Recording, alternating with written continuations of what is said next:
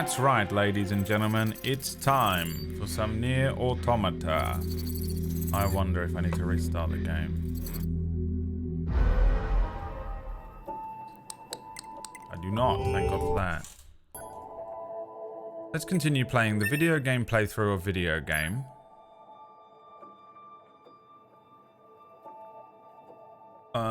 This is a game where robots are being controlled by robots that are being controlled by humans that are imitating robots that are trying to save the world from robots that are controlling robots that are being controlled by aliens. And also, I suspect, more than that. This is an enemy.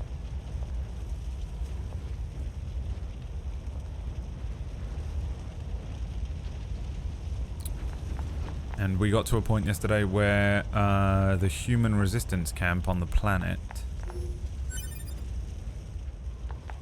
came under attack from the machines. The machines go online August 29th, 2023. Return to the operational area immediately. Name that movie. You can't. You little fucking Gen Z bitches. So we rescued some of the resistance camp members. Not all of them, I'm afraid. But some of them. And then I ended the stream, I guess. So let's see what's going on in the video game today. That looks like something that I need to kill. You again? Oh boy, oh boy. Oh, it's on a... Oh, I can start fishing. Hey, maybe get rid of the fishing notification for the whole boss fight.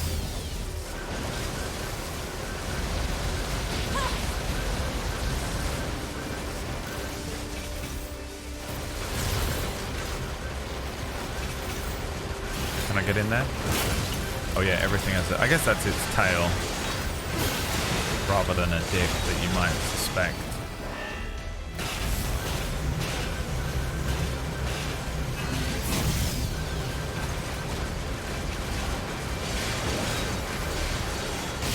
Oof.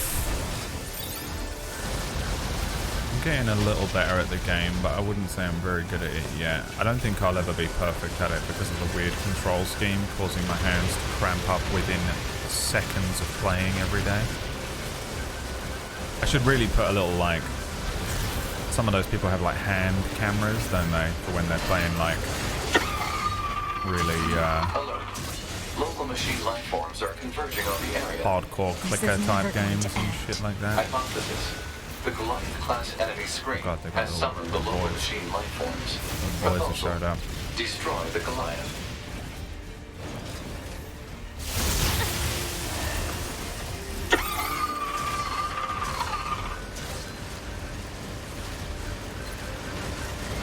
I don't even want to fight these little dudes. I'm just gonna concentrate on him and run away.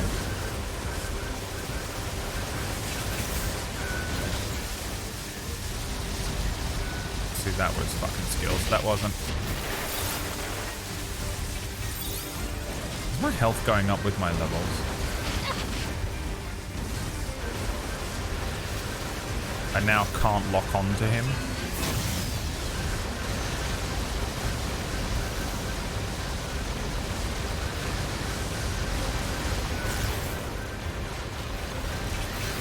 Because there's all these little things that the game keeps trying to lock me onto instead.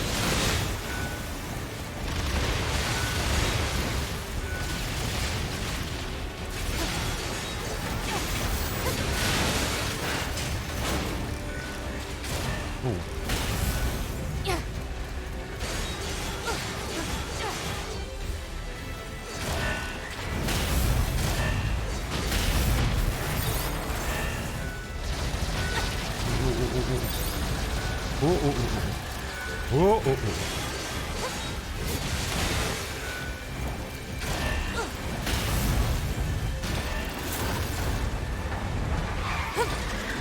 Gone into full backspin cue ball mode.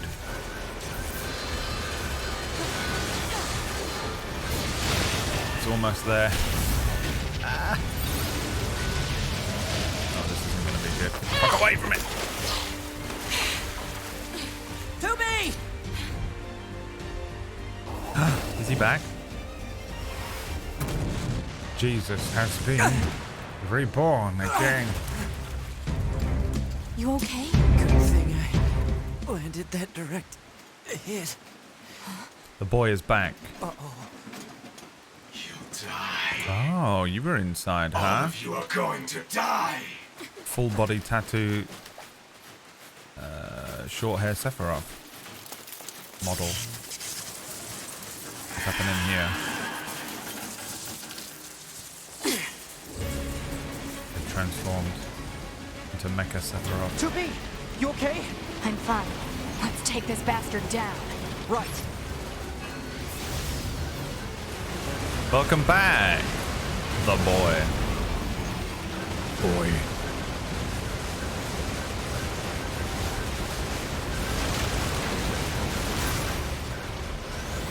Oh my god.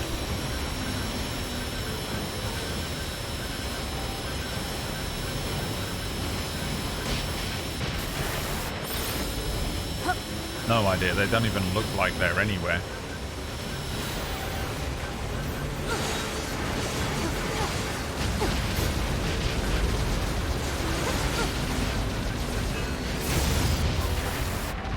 Ah, heal. Finger fell off the controller.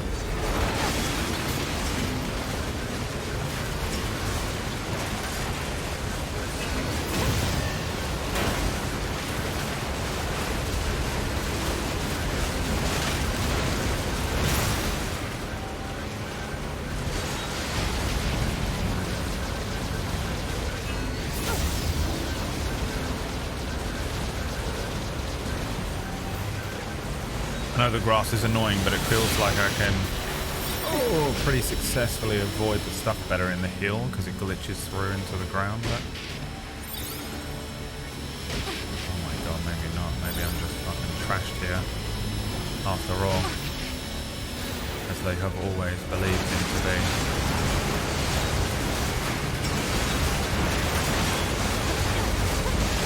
Shockwave is doing so much work. I feel like I want to change that loadout and add another second shockwave and see if that will work.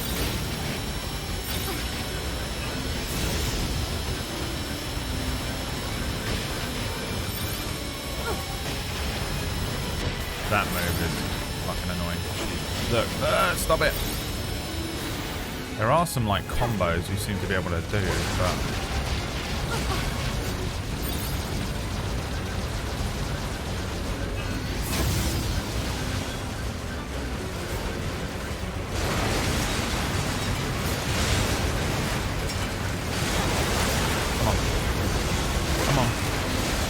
big dick. There it is. What is that? Machine core. Oh yeah, they're just called the machines, which is kind of confusing because we're also my friends. Uh-oh. Shenron.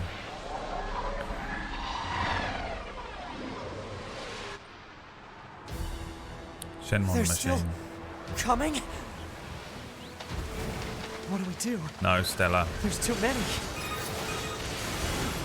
Toby? Toby, can you hear me? Oh Our god, yeah, they village do is this under... now. Unbelievably annoying. Pascal? Come in, Pascal! Shit.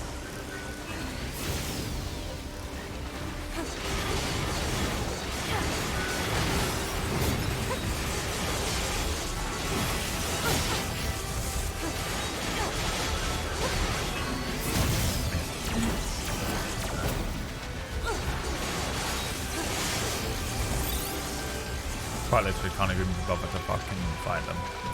Let me quickly read this. Let me look at this John Sandman impression. A normal LA accent is like, "Sup, bruh? How you doing?" A normal. Pretty fucking close, man. Pretty close. On my TV, it sounded dead on, though. I don't know hopefully does through these headphones. Quite as much. Oh, Jesus.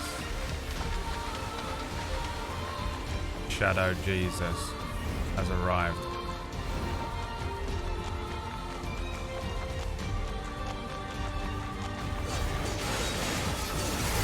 No, you know what? No, fuck off then. If you want to be annoying, I won't play the game. I don't have to. I'm an adult. I can do other things. You know what I mean? If the game's just going to be like, oh, we just want to do this thing where, you know, it's just straight up not fun to fight the mobs anymore. Alright, I won't play then. I can go and do whatever I want. I'm a fully grown adult. I can go and just fucking eat a bowl of cereal instead. I'll take a flight to Malibu and never return. Damn it! They're here I'll too. kill everyone. I'll kill everyone in my entire street. It seems the machines on the About that. network have gone berserk. They've sealed off the entrance to the village and are trying to hold them off. But with these weapons, there's only so much we can do. Let's take these guys out first. Because I'm a fully grown adult.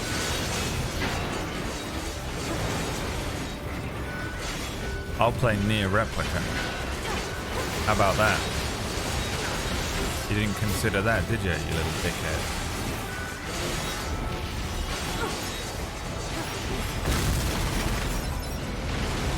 Okay, I'm sorry. I'll fight the mobs. I'd rather fight the mobs than Snake God. Can I even fight it? Jesus.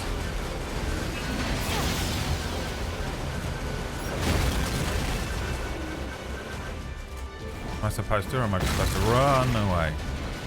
Yeah, I have to fight it. Where is it?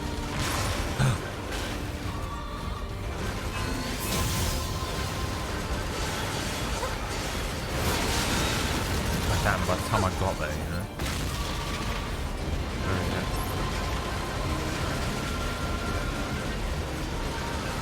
Just keep firing at a little probe droid. R2.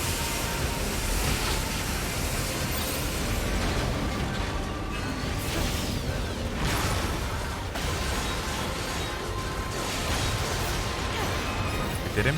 Oh yeah, boy. You saved us. Oh, thank you so much. What happened here? The machines on Another the network machine all fault. went berserk at the same moment. I think the unit presiding over them may have gone mad. It's Eve. It's gotta Oh, I be. can't move it If we destroy from this side. presiding unit, will it stop the rest? Most likely, Wait, yes. who's Eve? Pod, I need you to locate Eve's current position. Pod, Location that's his has been name. detected and placed On on a map. combat tip? We'll Sure. take care of Eve. You just worry about keeping the village safe, okay? Remap the entire controller before you get used to it as it is right now. Do be careful. I'm sorry, where do you want me to go now?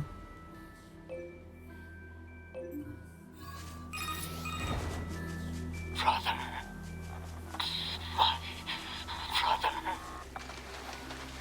brother. The machine? Yeah.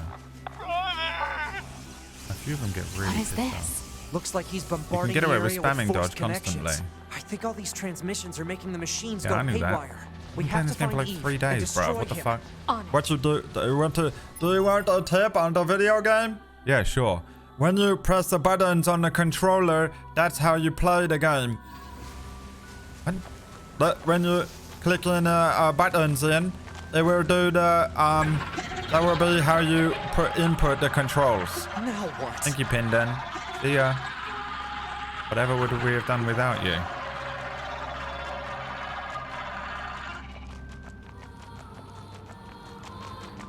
It's hilarious because really what Pinden is saying is just saying, why aren't you spamming dodge constantly? Which is absolutely hilarious because the reason is that you can't shoot and dodge at the same time because my hands just can't do it. It's the little claw technique. So hilariously, my joke was when Pinden said, want a combat tip, and my joke was remap the controller before you get used to it. That was the tip. So he's done it again. And here you are. Hello. I know you two feel the same. That this world is utterly meaningless. I mean, yeah. Aren't As we far all as I'm concerned, searching my for brother purpose? Was everything.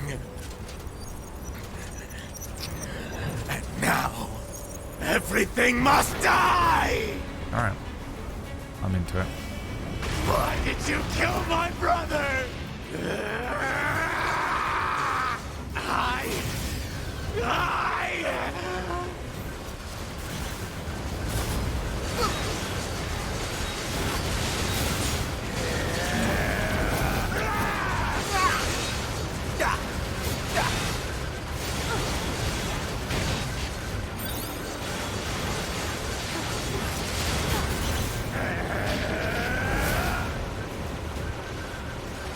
Where'd he go?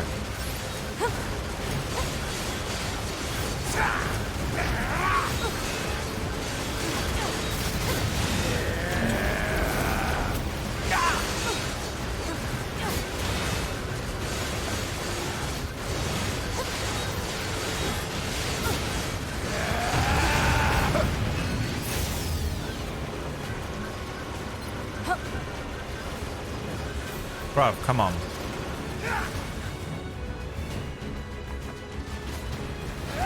I can't get up there.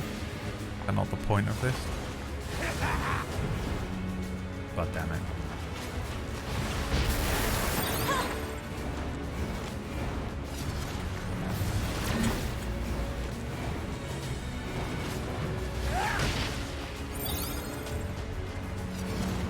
Oh my god. Just go sideways. Turn into a platformer. Turn into a proper platformer. Oh, for fuck's sake. Oh my god.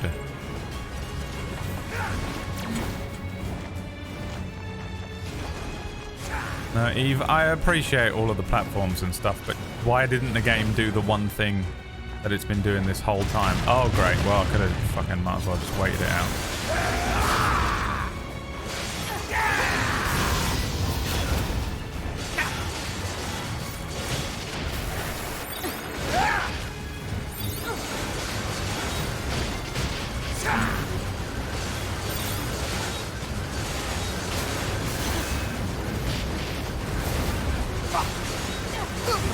Alert.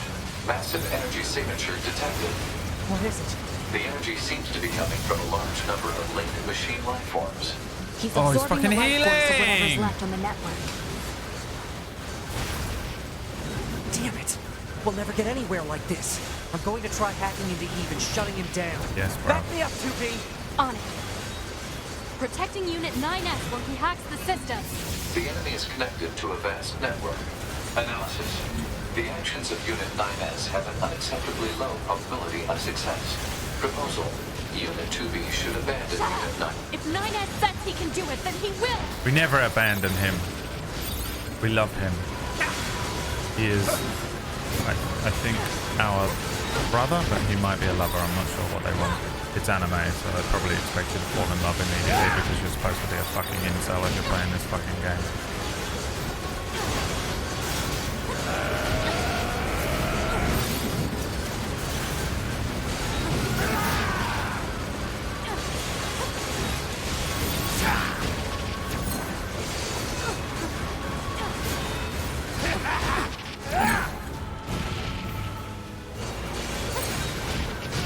God fucking damn it.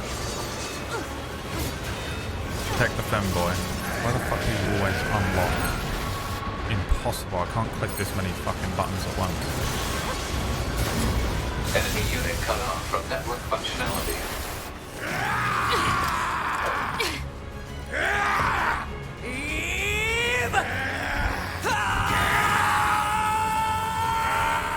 Did the same thing. 2B!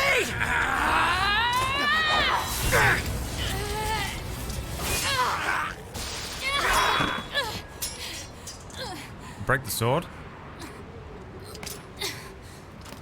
Are we hacking in?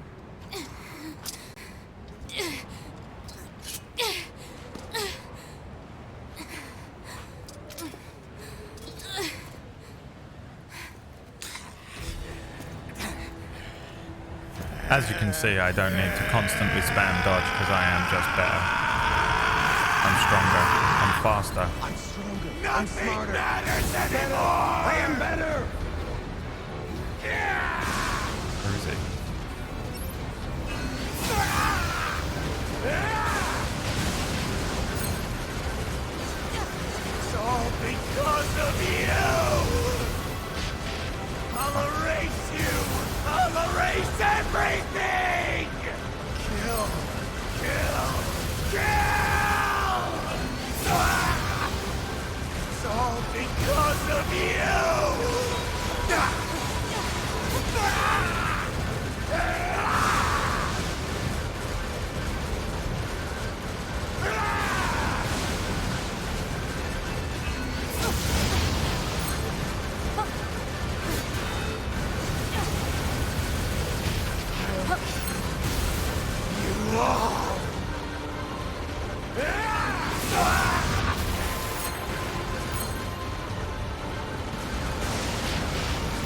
The only thing I want is a fucking quick heal button.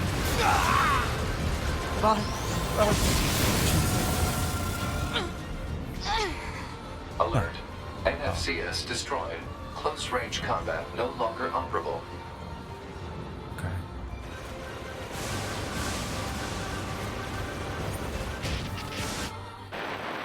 Why isn't it healing? What the fuck happened? What the fuck?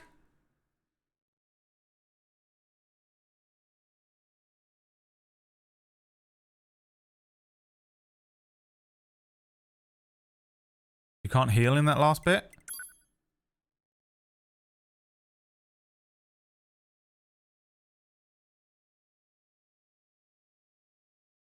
There's no way I ran out of heals. No way. Kill!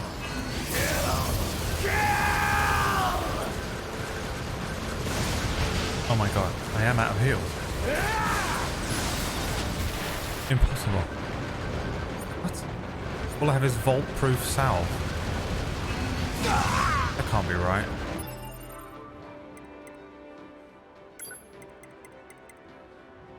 You can't access healing items in this part. Is that what's happening? What the fuck? No way, bruv. I don't believe you.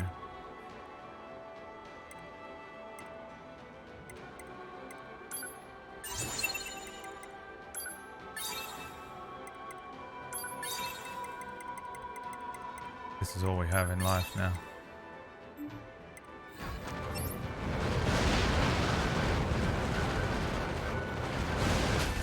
Oh fuck.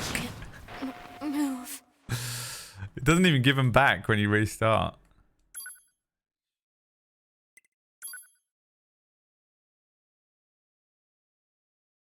Alright. Time to take Pindon's advice. Which wasn't really advice.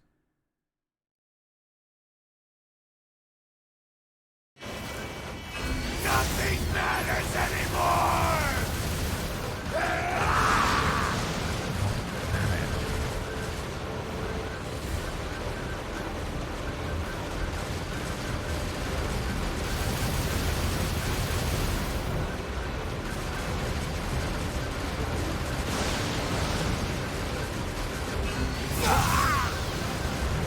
Stand fucking still, you little bitch.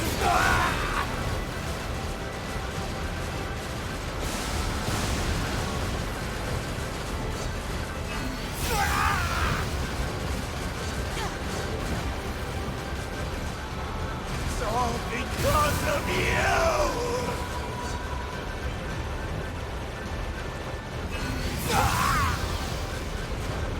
Kill!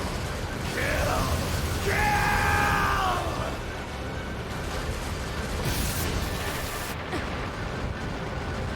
Starting to fade.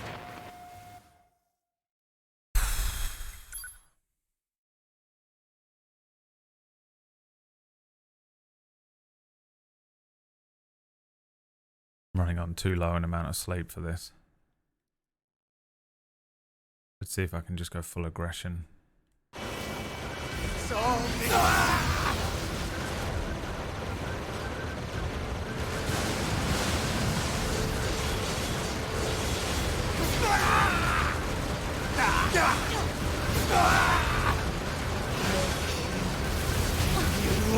Kinda works.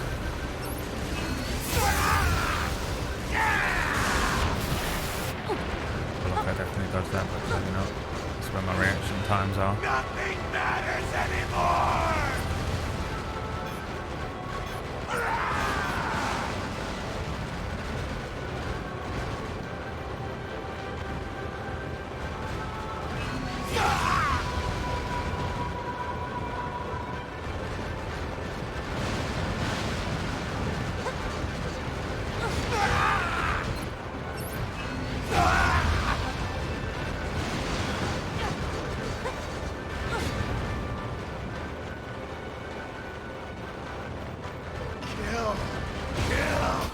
Jumped into it. What an Guard idiot. down.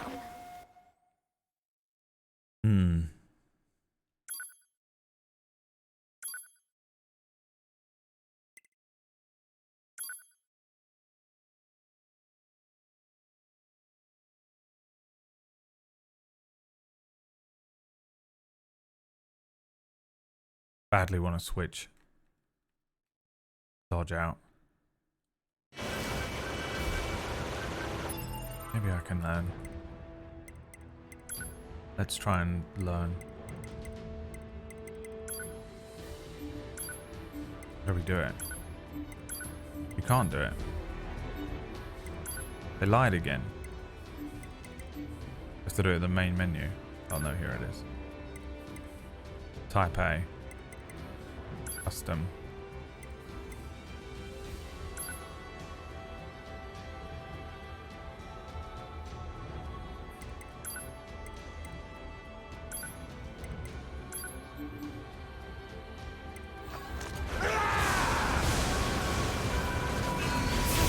Oh god. Now's definitely the time to learn. Hang on.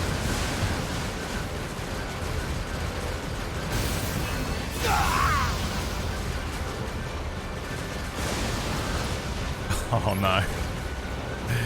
This is horrific. Miko, what's up, my friend? Jesus.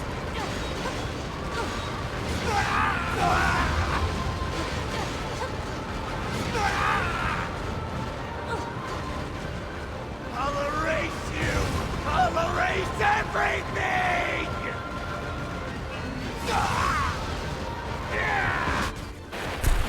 Mission failed. That is... You know the upside down level in Cuphead? That's what that felt like.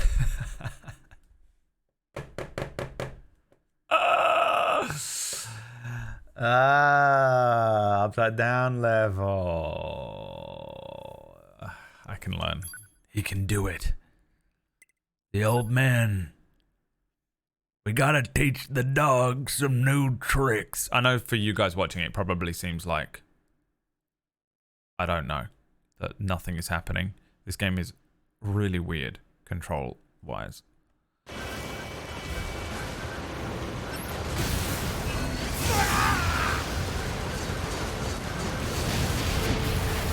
Keep doing it, man.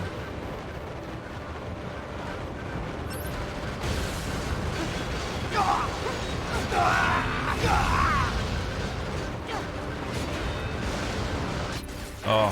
Can't be. Maybe I can't learn old tricks.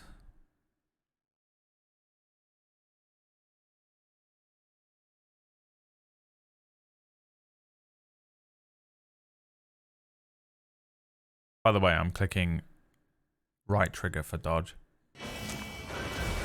which is now evade. Immediately did it then. I'll erase you! Quite literally I'll erase everything! cannot learn it. Cannot just press the button.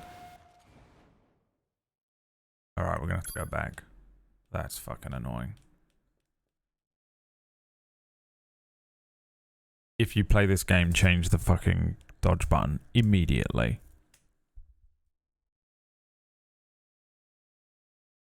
Do not let it, yeah, the fucking carpal tunnel that it's giving me. I think to dodge with right with R2, but also keep R1 held down.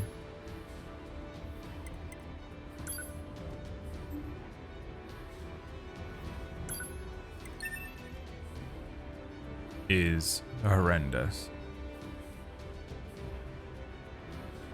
Oh yeah, you can self-destruct.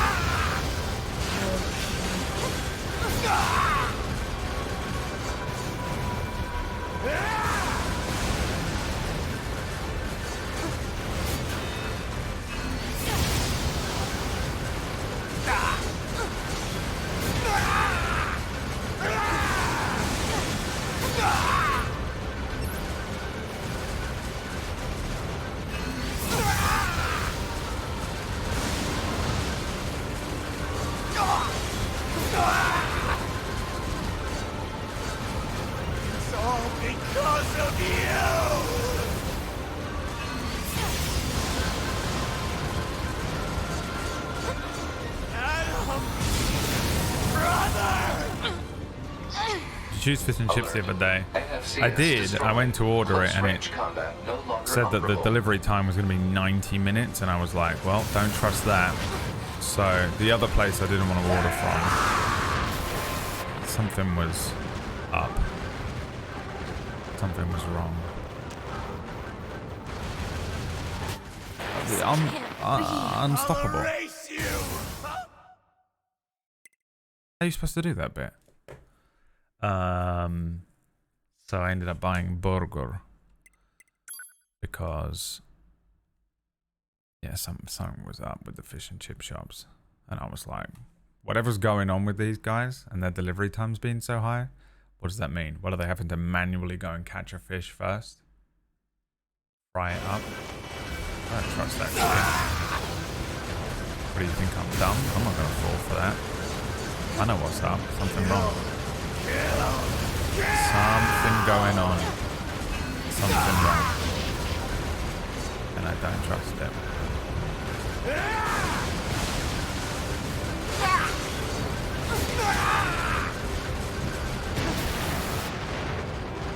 I just have to make it through this part with full health.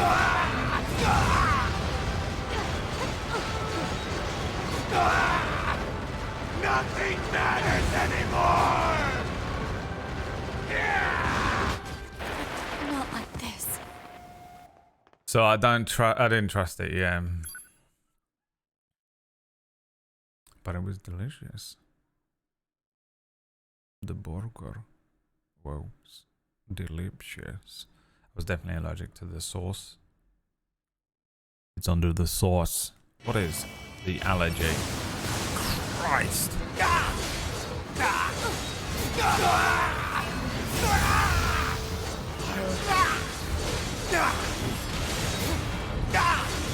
It's fantastic, keeping him low to the ground.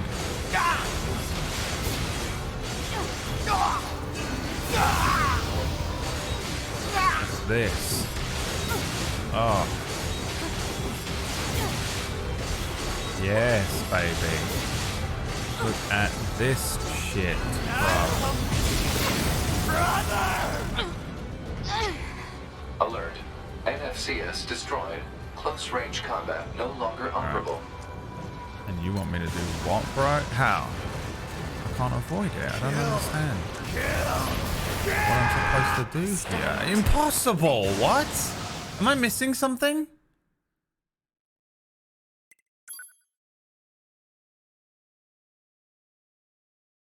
Do I need to equip the fucking shield probe thing and I just never bought it, so now you can't complete the game? Am I supposed to self-destruct? What the fuck?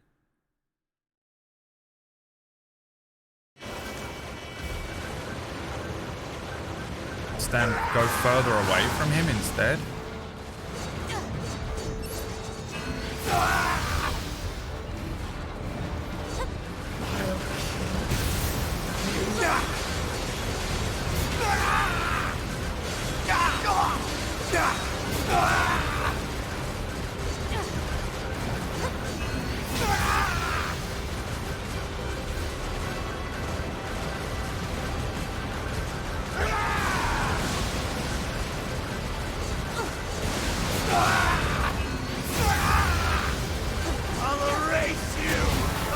So annoying. So annoying.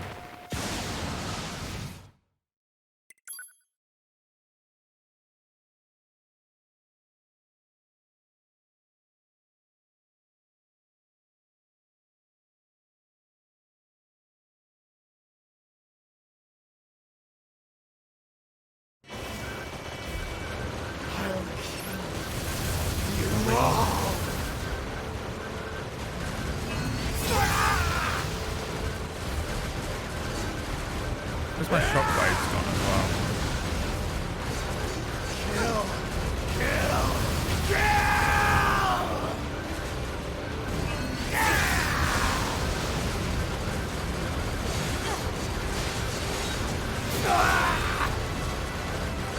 Nothing matters anymore!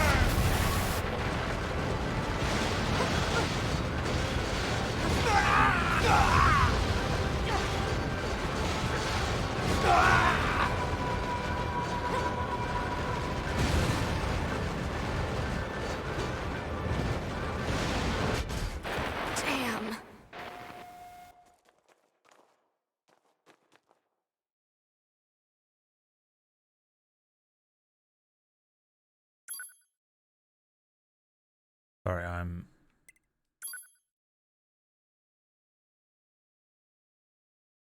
am awake. I'm here.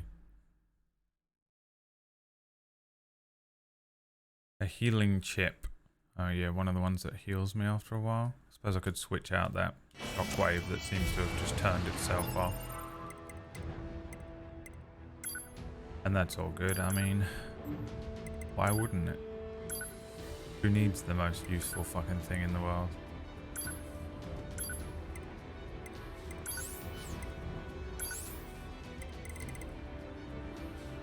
Oh, none of them are on. Cool. Why wouldn't they all turn off? Great. Best game ever.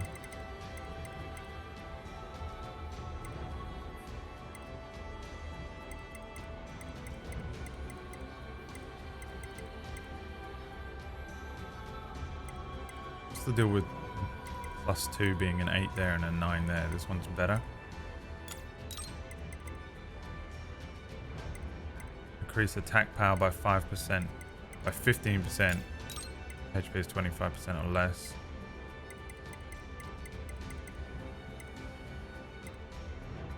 Increase max HP. Recover 5% of damage health as HP.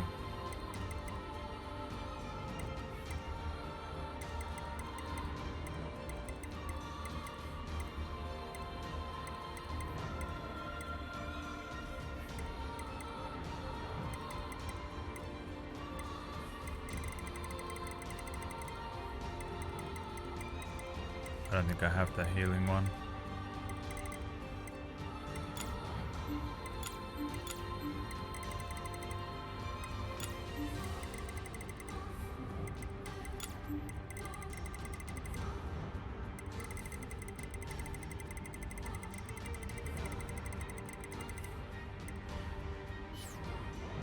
Let's try this out, I guess.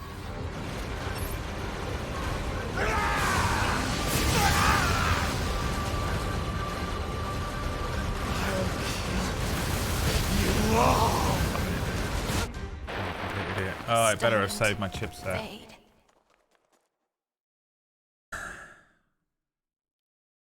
I'm so tired. Oh god. So glad I have to do this one boss that honestly I probably would have just rinsed yesterday. But today my reaction times are so slow. Lack of sleep. I'm like, what's happening? My brain has only just figured out that I'm in a boss. Because of you, I never had some time with the sidewalk. Oh, for fuck's sake, bruv. She was a witch. I'm gonna throw up out of anger. Right, put the range attack up. Put the fucking shockwave on. Put the deadly heal. What's it called?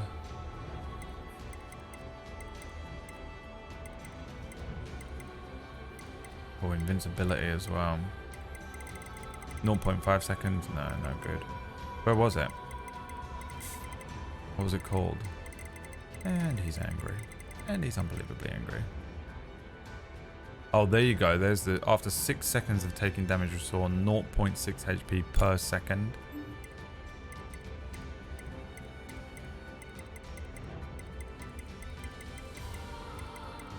Where's the other one gone?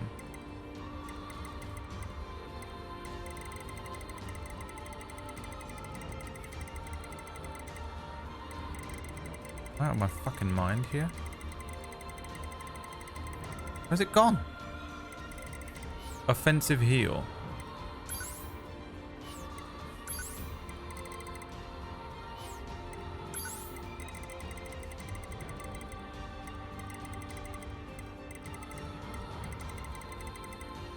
Doesn't exist.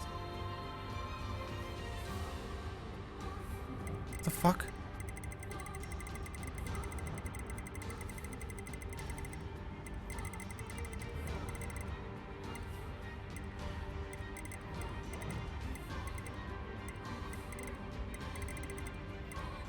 Am I crazy?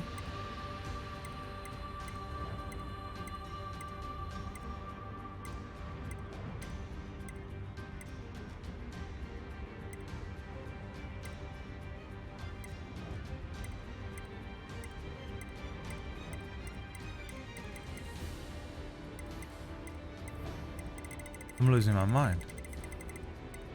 Am I this tired? Did we not have a thing that let me heal? Oh, I have to get it from my previous body. Where is that? There.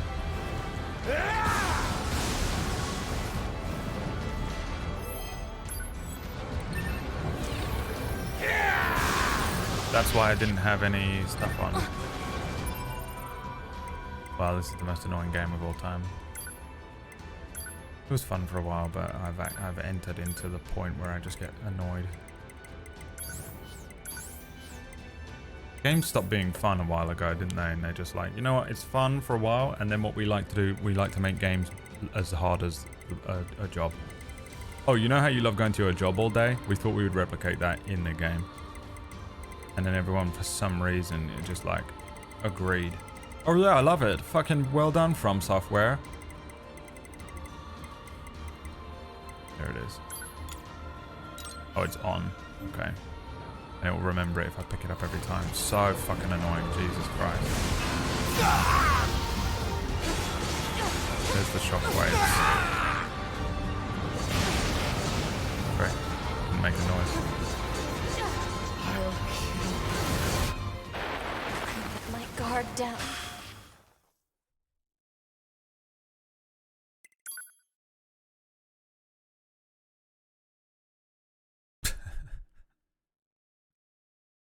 I'm so tired. I'm Mr. Tired. I need nobody to call my own. Where is it? Now I've got to go fucking pick up my stupid body again. It's just a fucking waste of time. Souls mechanic bullshit. I'll kill you all. And it takes 20 minutes to do that. You can't move, by the way, while she's collecting the previous one.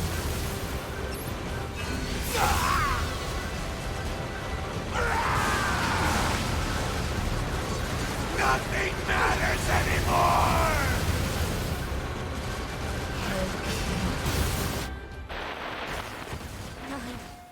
Ass.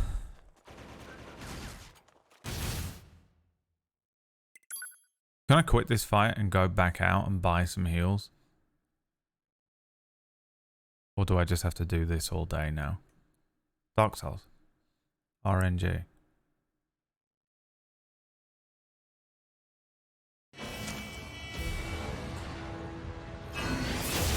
Oh, good.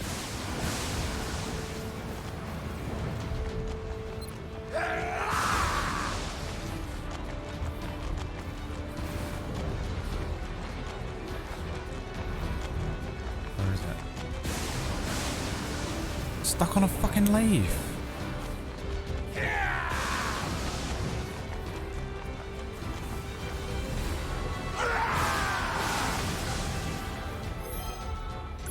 No way I'm getting away with this, is there? Oh. Oh! Basically, this means to pick up your body, you have to lose half of your health. And half the reason I even want to pick up the body.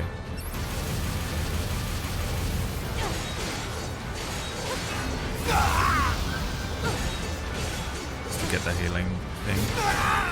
That isn't going to help me in any way. Nothing matters anymore.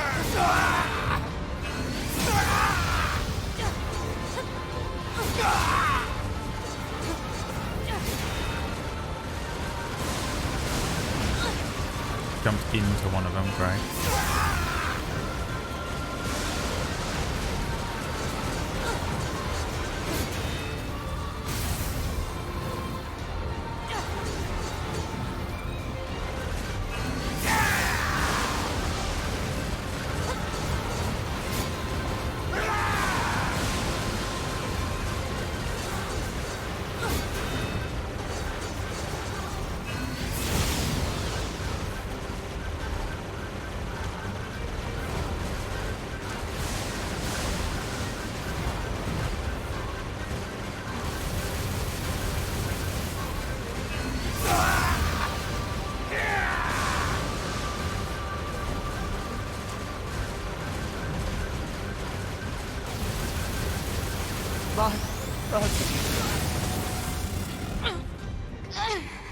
Alert. Now I need to run away from him. NFCS destroyed. Even though I Close can't range move. combat no longer operable.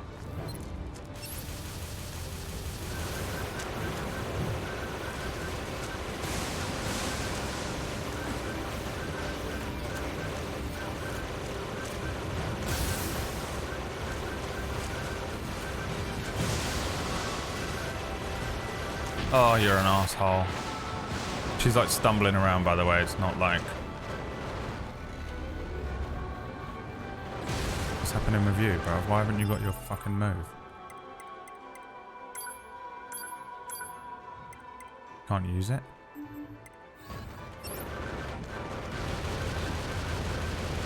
Oh my good god.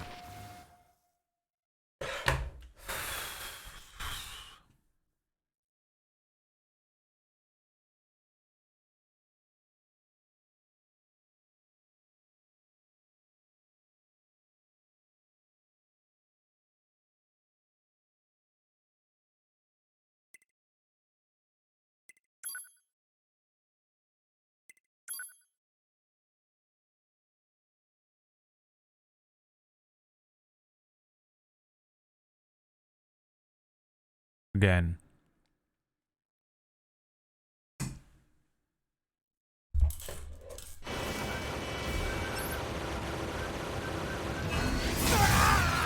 Oh, you know what I should do? Here's what I should do. I've got a plan. I've got a plan, Arthur.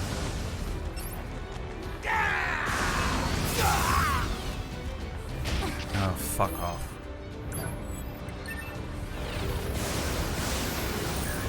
That didn't work great. I thought if I shot him with the fucking pod.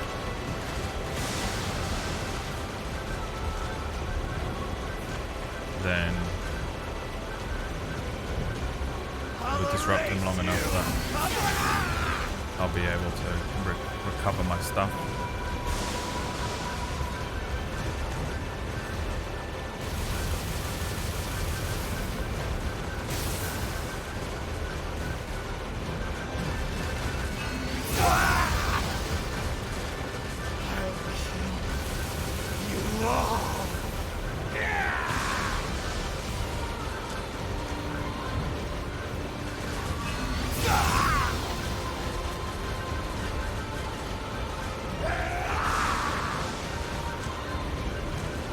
Nothing matters anymore! I'll erase you!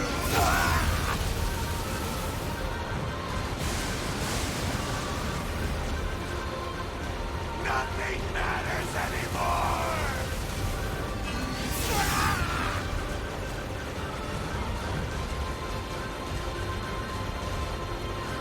Standing away from him. The slowest fight of all time. Getting a little 6 damage, a little 7 off every now and then.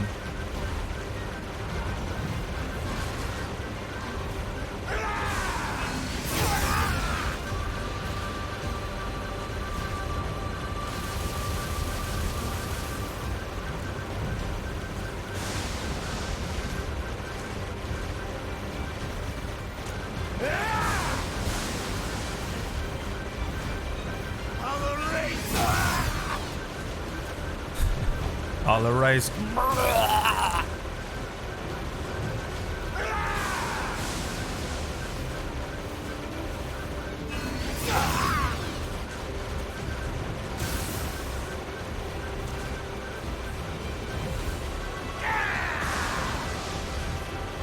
just takes so long only to die.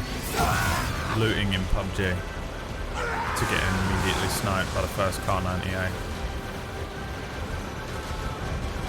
30 minutes of looting just to immediately die.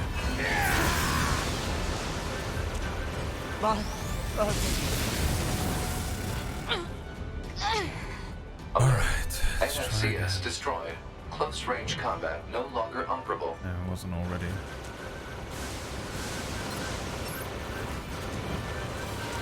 Nothing matters anymore!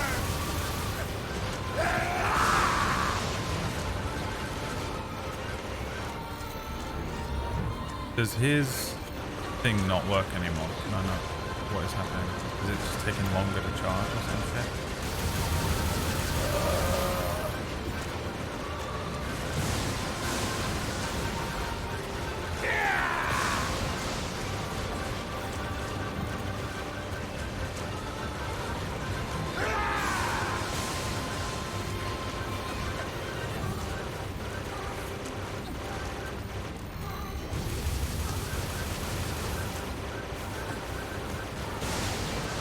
If you went manual aiming can be more accurate? Bullshit, get the fuck out of here.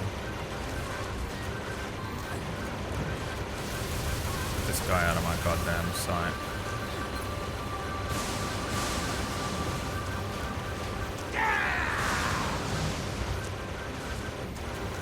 I don't know if his big boy shot anymore. I don't know if the mind blast.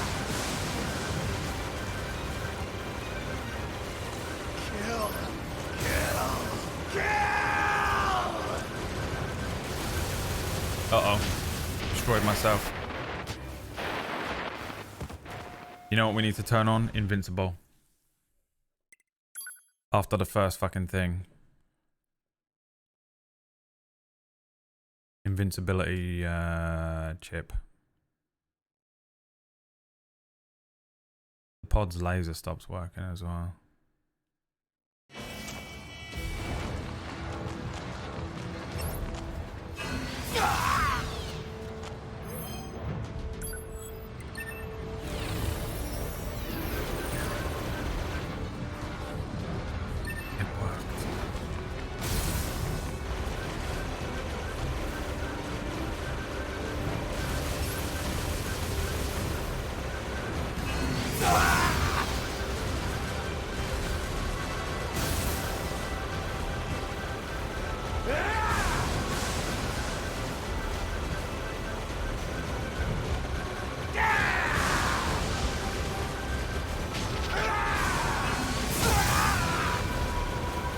Fully confident I was dodging when it hit me. She was even in the animation.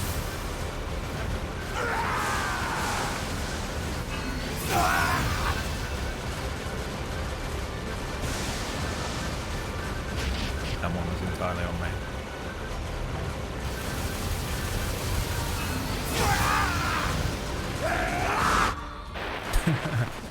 Mission failed.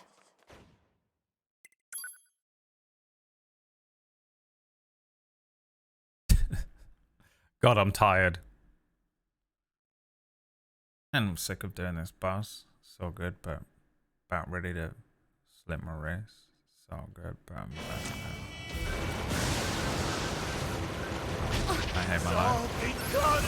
I hate my life even more.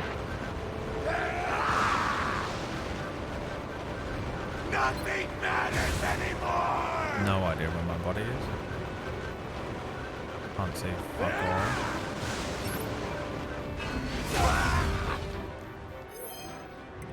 Nope. Don't know what that means. Repair? No. What's happening? Didn't you, I selected no. What the fuck happened? Previous body has become your ally. Where? Do I get my chips though?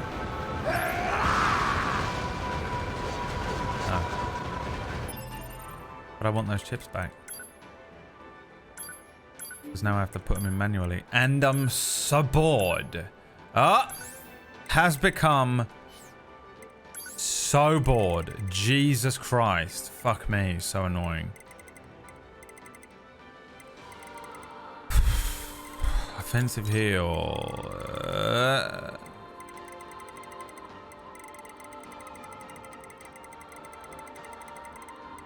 I guess we just put on this fucking anti-chain damage now.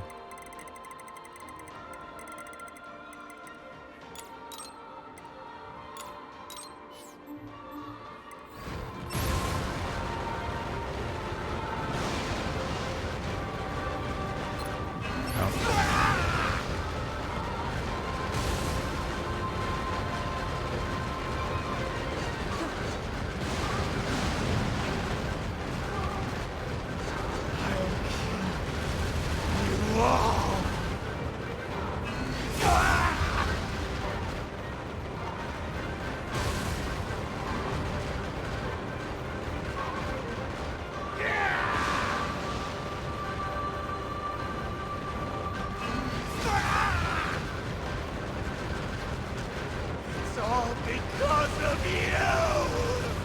I'll erase you! I'll erase everything! Ah!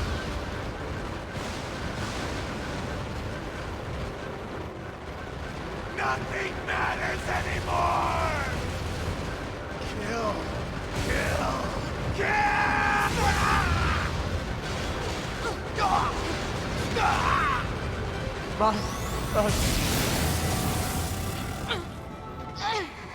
Alert. NFCS destroyed. Close range combat. Where's my no other longer body that was operable. supposed to be helping me? What a fucking jit. I got lied to about it again. What the fuck? Please,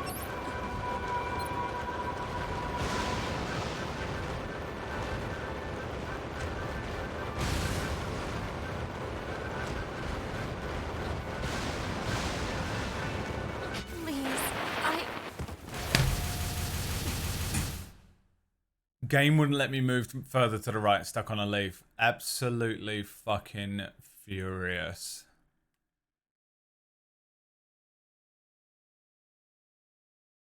Oh, a Dark Souls thing where you just have to keep doing it until by pure chance you win. Everyone that's like, it takes a lot of skill and you have to learn the patterns. No, it doesn't. The same amount of time that it takes people to learn the pattern and beat the boss, someone who's not trying to learn the pattern and RNGs through the boss wins. 100%. That's what's happening here as well. Exhausting. Absolutely hate my life right now. I'll kill. What is, why can't I fucking... Game is like, oh, you beat this guy by getting far away from him. But also, if you get far away from him, the camera is gonna fucking ding you for even trying.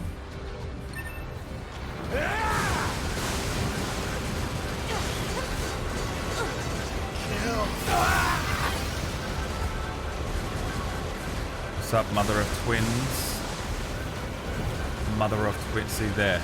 I can only go so far left and right before the game punishes me for daring to go so far left or right. Don't get it. Weird kind of invisible barrier.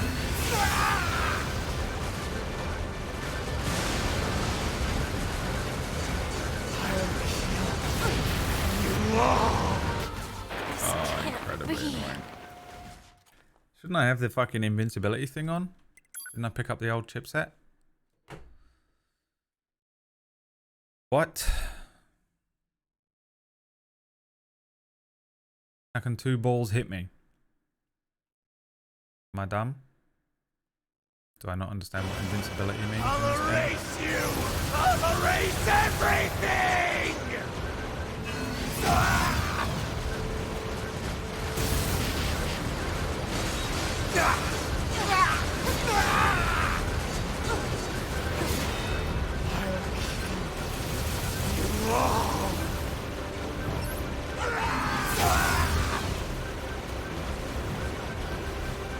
I'll erase you!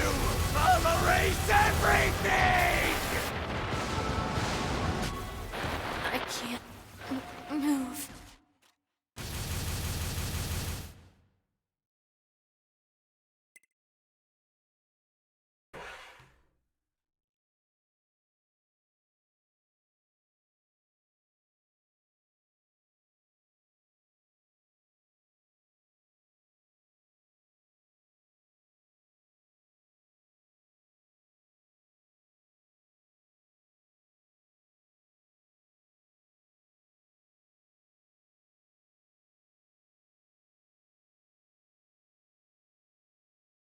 It's very hard to eat a ketogenic diet that's full of ultra-processed foods. Now, we get general population are getting, I think it was 40% of our energy from discretionary foods, which are ultra-processed products. So the first thing you do for somebody when you put them on a ketogenic diet is you remove that.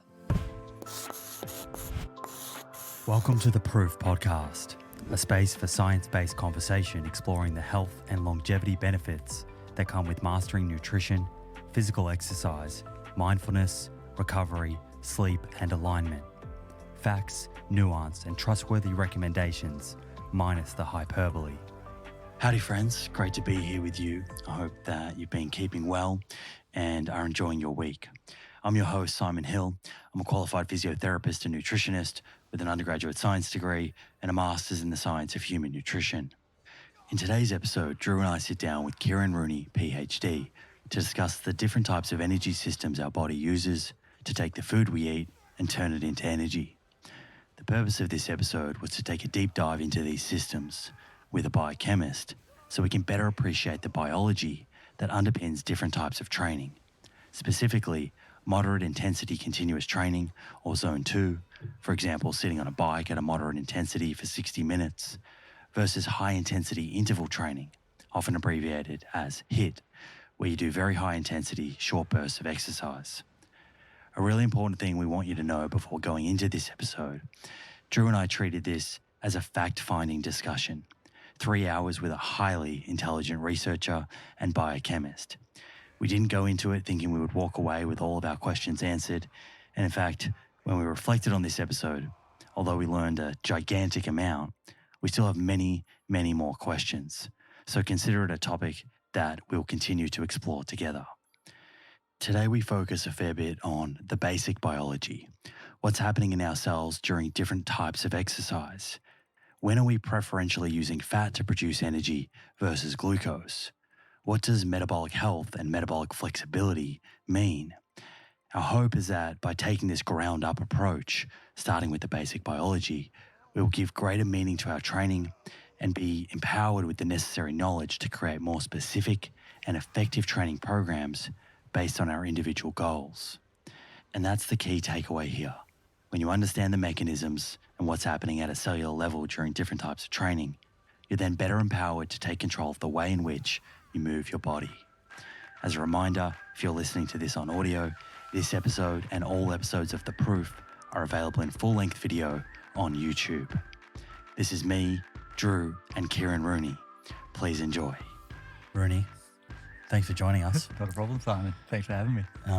So we were just laughing about your email.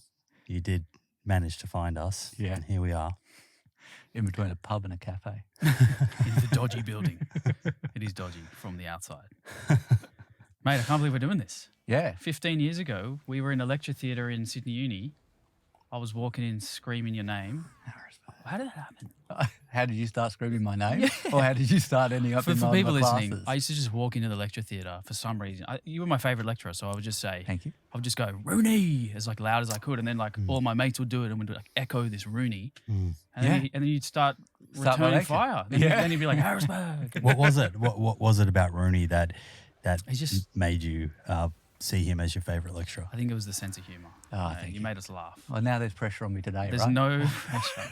There's no pressure. I almost just dropped one. What's the rules on swearing?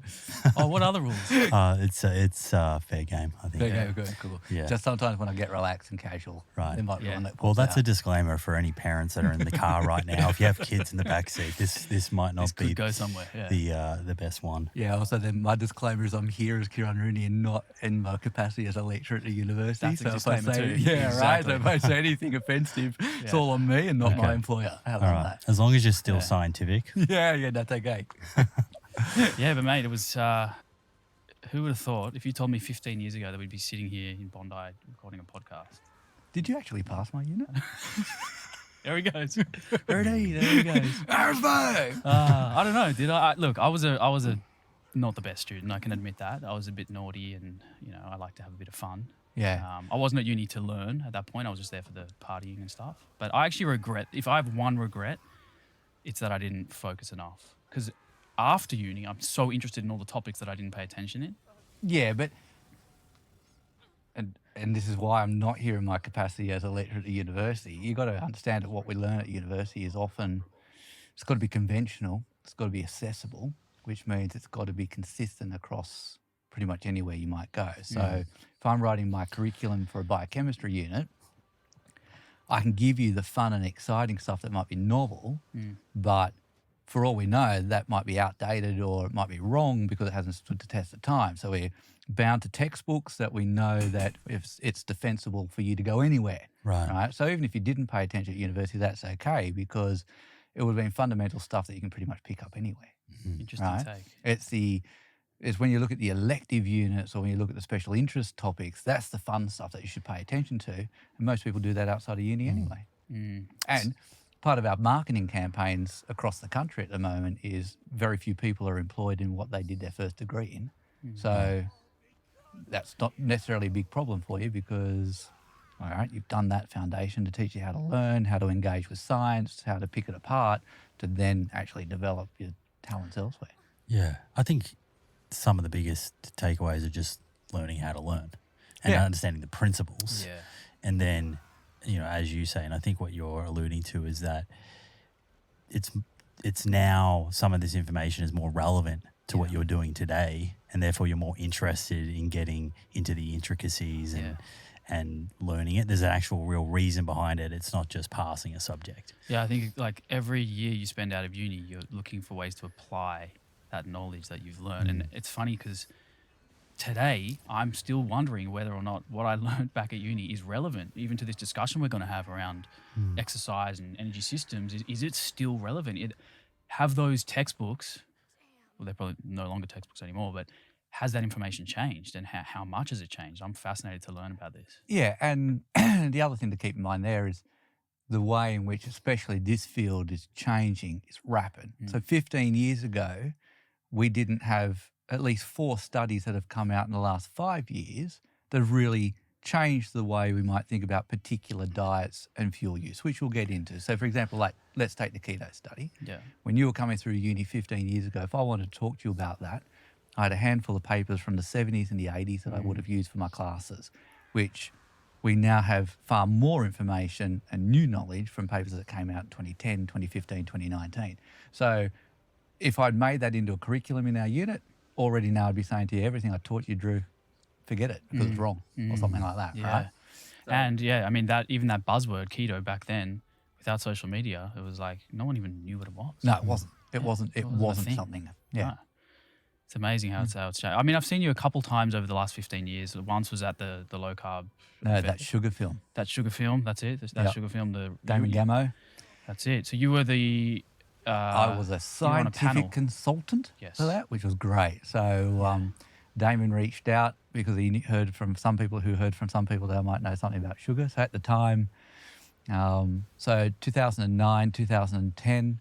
I was doing a handful of rodent studies. So back then, the big debate in sugar that was around was whether or not sucrose had different metabolic effects to high fructose corn syrup. Because in America, there was a lawsuit going on between the sugar refiners and the corn refiners, because there was some advertising campaign that had come out saying, so in America you use high fructose corn syrup as your sweetener, whereas here we use sucrose, right?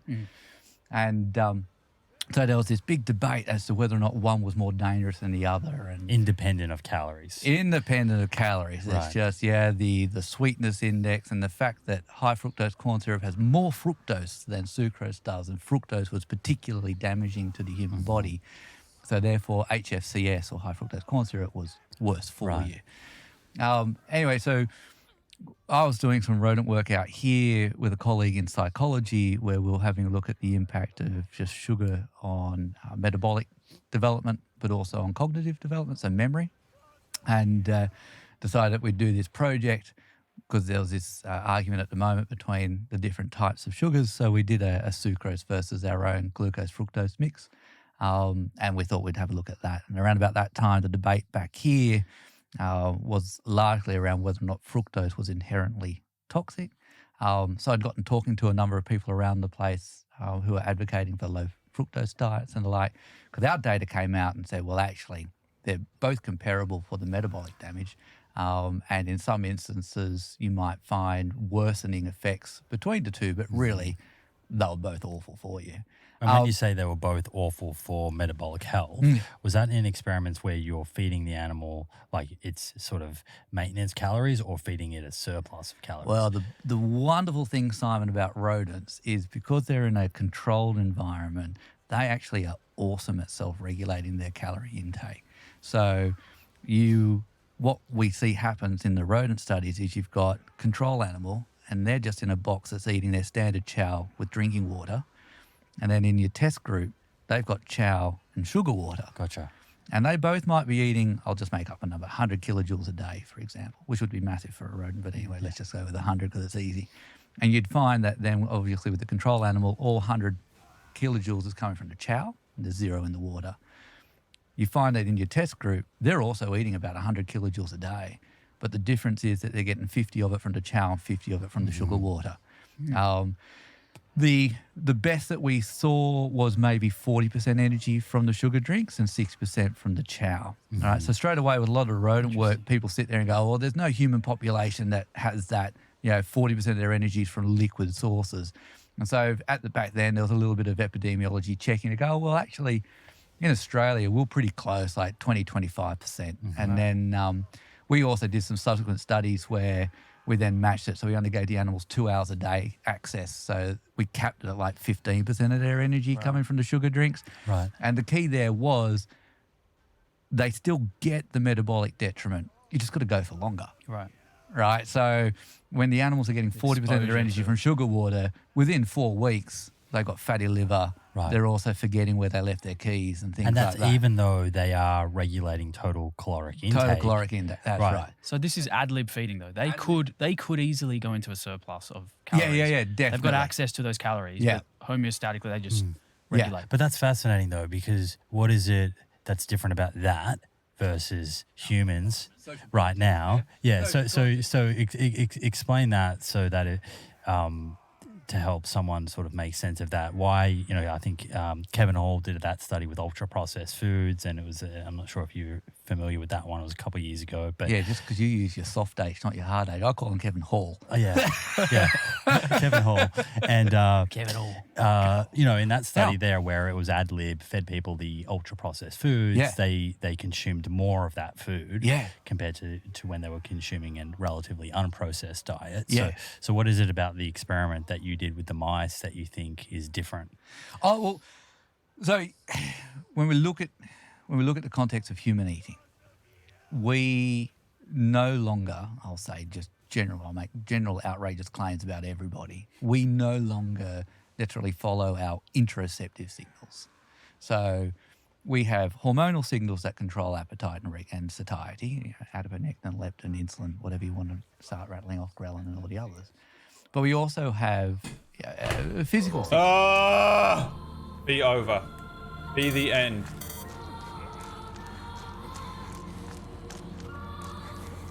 Please be the end. Chop his fucking head off now. Don't listen to a word he has to say. Just fucking kill him. Oh, thank God. Also brutal.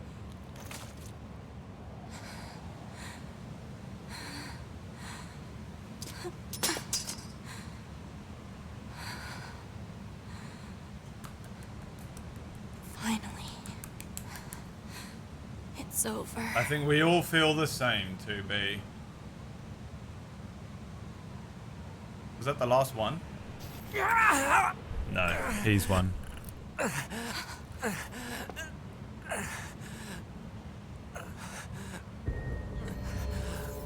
Uh-oh. 9S! Yeah. I really screwed up.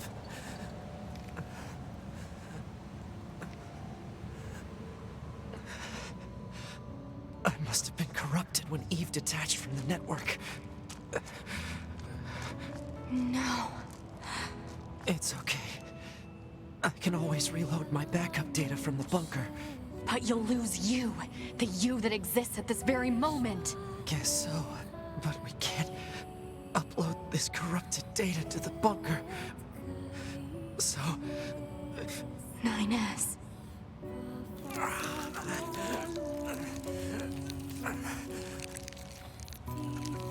Please to do this for me.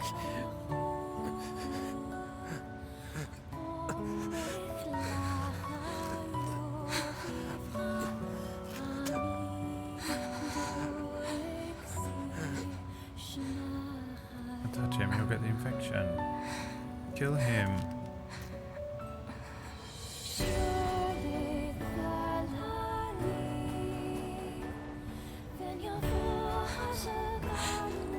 Oh, use the sword, bruv.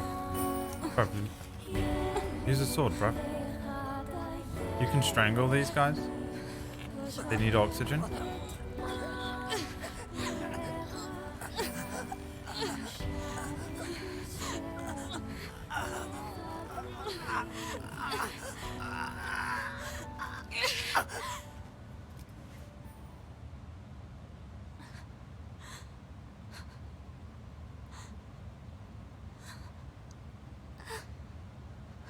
Things at the beginning, she's like, it's a cycle, so I reckon it's going to start again, innit?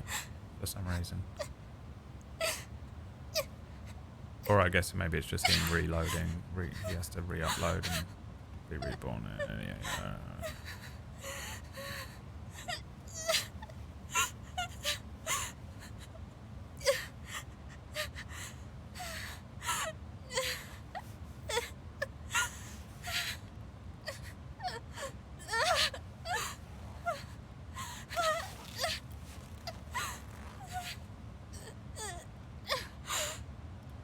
It always ends like this.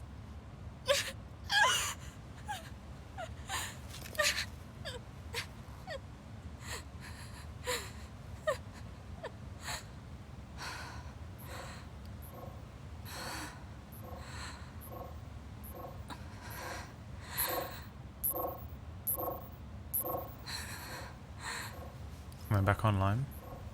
There's still some alive.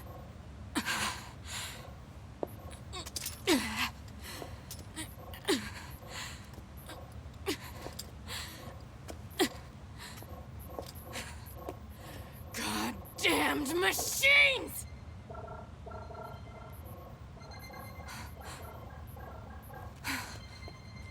Is this a message? The data transmissions, they're resonating with each other.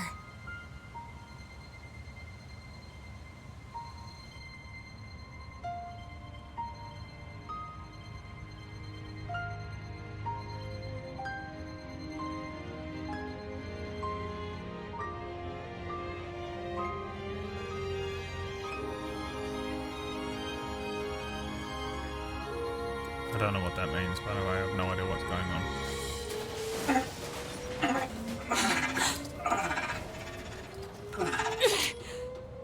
NieR. Wait a second, 2B. Who are... It looks like I left my personal data in the machine side of things. Next thing I knew, my sense of self was regenerated over the surrounding network. Having multiple selves fused together like this is a pretty valuable experience, so I wanted to record it. But I couldn't access any storage areas yet. So I just multiplexed it over the memories of some nearby enemies, so that when I returned to my own body, Yes. I'm glad you're okay. Yeah.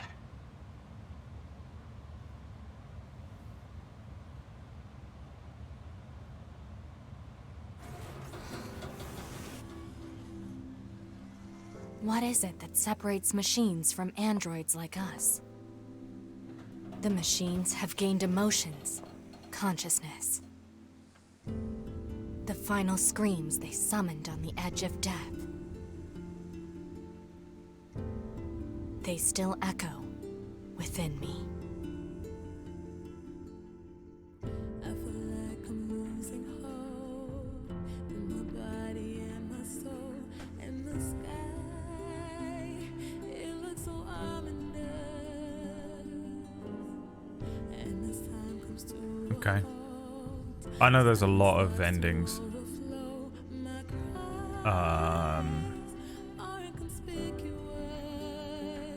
I thought there was going to be a mad fucking plot twist or something that happened in there. Absolutely convinced that the humans were going to have been dead all along and they weren't on the moon.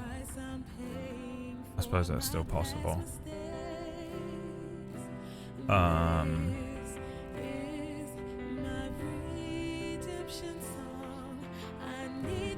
But really, I mean, just exactly what I suspected in terms of the story, you know. Pretty good game. Multiple endings. There's probably a lot more that you can explore, and there's a lot more you can do, and there's probably some more like, I don't know. There's probably an ending where I can save 9S, and there's probably an ending where I can upload myself into a fucking Sephiroth or something.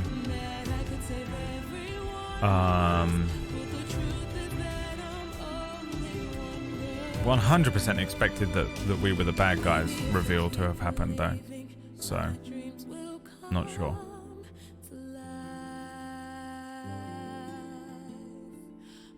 How is that always the last boss? You can answer. Or do the multiple endings also include multiple different game states? Is my first question. If that's always the last boss, and there are different cutscenes that happen after that,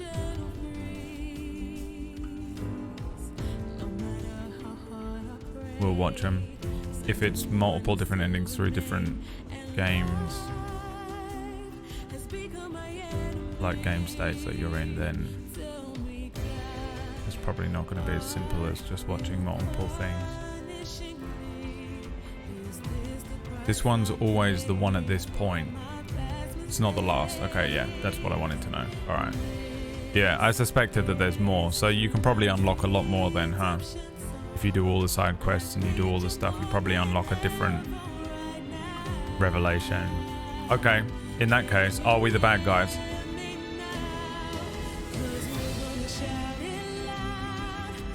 Here's my prediction. For the true, there's a true ending, isn't there? Maybe I'll watch the true ending. I'll watch the true ending. That's what I'll do in a minute on YouTube.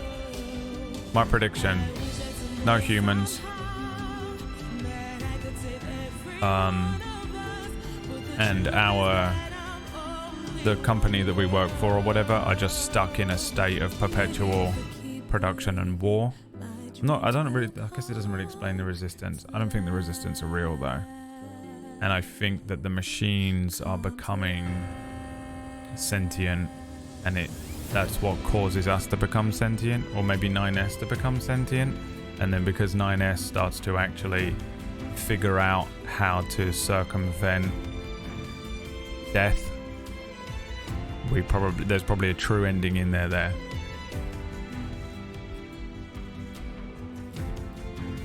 And I reckon that's what's really going on.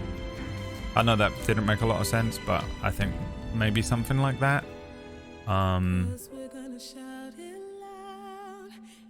Or we're supposed to be... The other option in my head is that we're supposed to be sort of absorbing the machines and learning from them. I cannot imagine... Like, I'm surprised that was even an ending.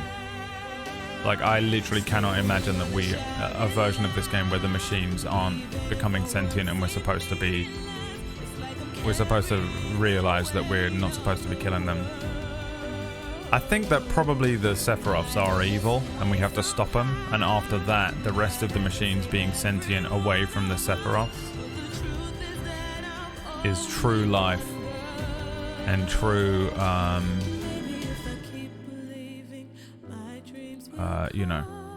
sentience and autonomy, and therefore,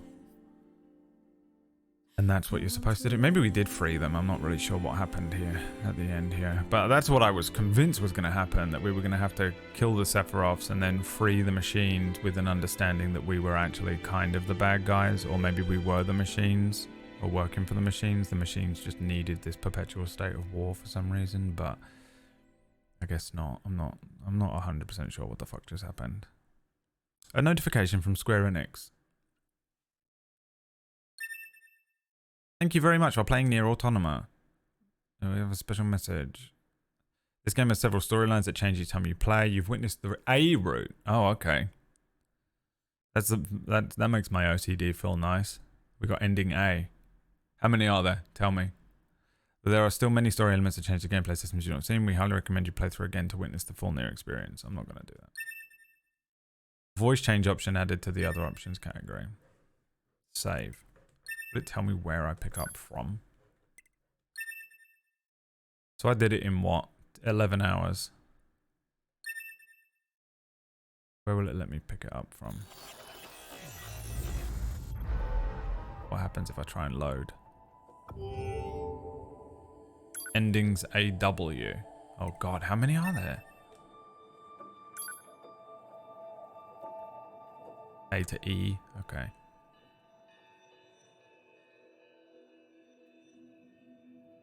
I was curious what happens if we launch the game from here. Whether it will like put me at the divergent point.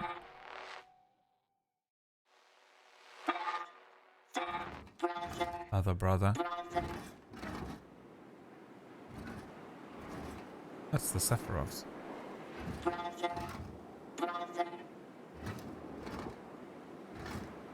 Sasuke. Please start moving. Experiencing loss. What's more human than loss? Wait a minute. Oh my god, I'm playing. Hold on, I have to see this out. What the fuck is going on?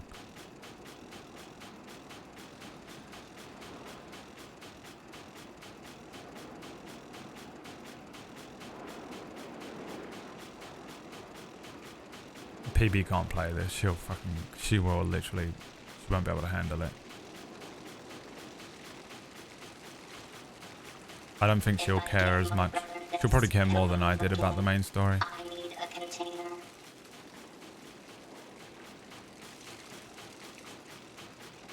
But if she sees that, she'll kill herself.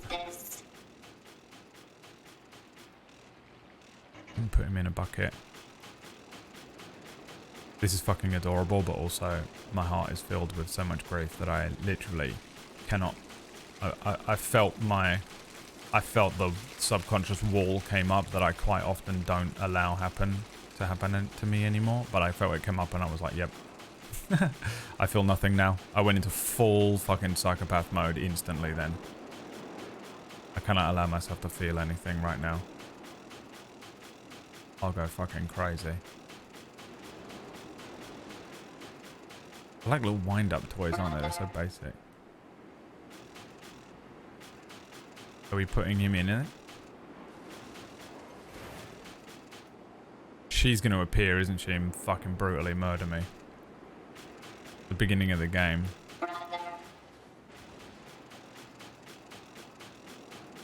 Am I supposed to be...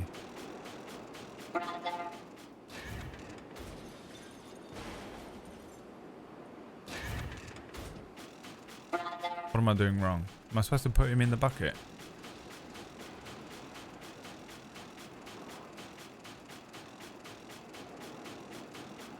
Oh, you have to get oil.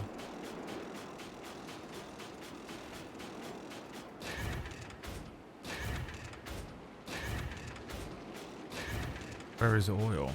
Oh, here.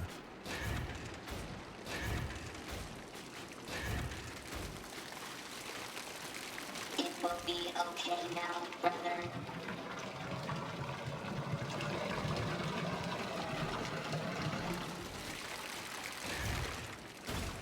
You fucking idiot.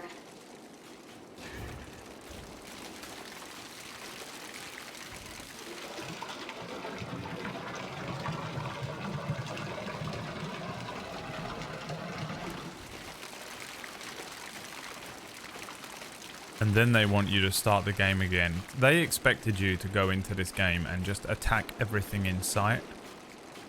But I didn't. But they want you to play the whole game, killing absolutely everything. Then they make you play as one of them, empathize with it, and then they have you start the game again. And you have to, every time you're about to fucking hit one of these things with the sword, you question whether it was this one, the one that you love, cared for and brought up, and they're trying to teach you as a gamer empathy and compassion, but I already have it before I go into games. I can't stand killing innocent things in games. Just a little more. Greg. the most horrifying thing anyone's ever done.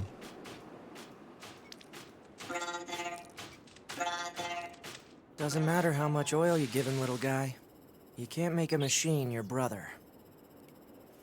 Yeah, but that's what you are to us, right? Kinda. Well, looks like it's time.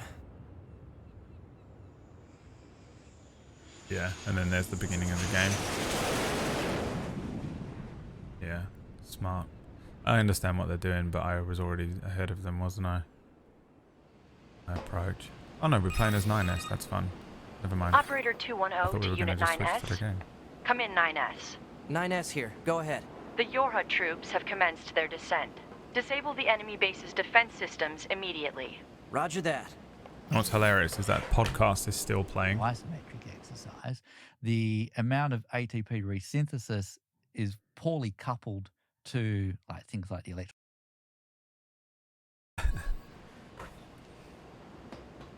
Okay.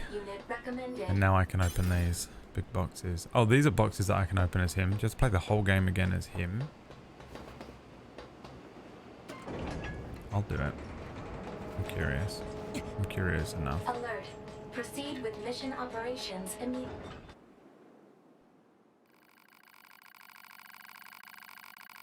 Ines was last heard to say, I can't control my curiosity about machines anymore. I'm leaving so I can study them as much as I want. He was never heard from again. Hungry for knowledge.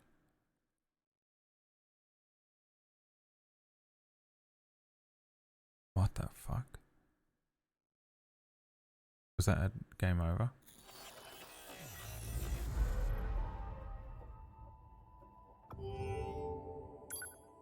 Endings AGW now. Was that different? Wasn't it just AG or AW before?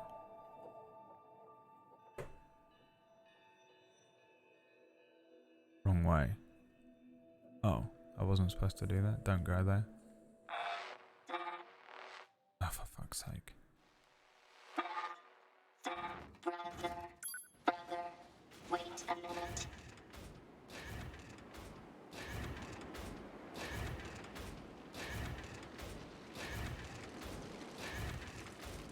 If I give my brother this, he'll move again.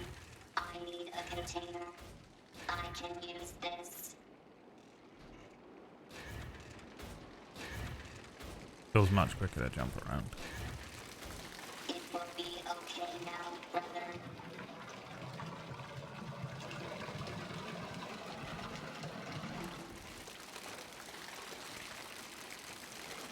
There's joke endings like that.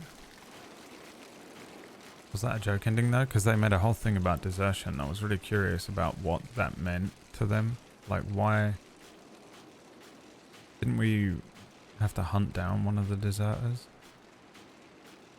I wanted to actually do that mission because I kind of wondered what the deal was. Because did we turn into the Sephiroth machines? I have a weird feeling that we're the exact same thing as the Sephiroth machines. They just programmed the Sephiroth machines one way and us the other to give us a purpose, right? That's the whole point of the game. But I don't...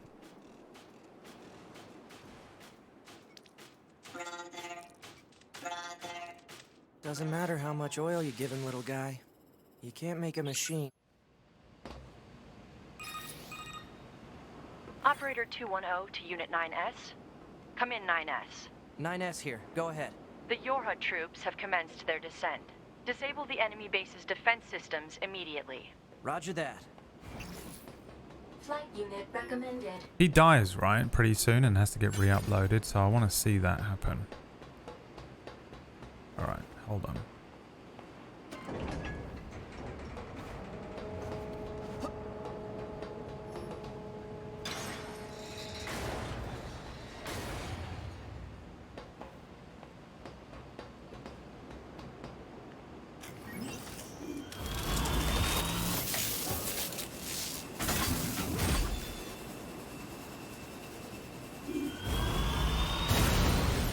I would like to see him die.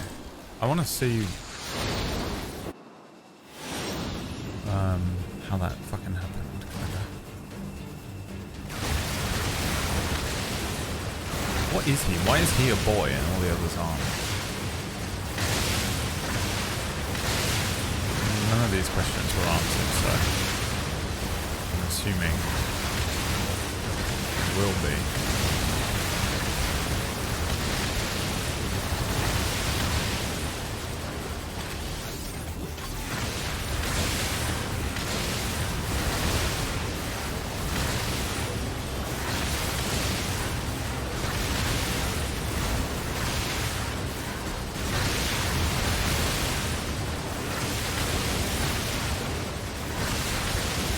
Can I be bothered to actually find them all out myself? Definitely not.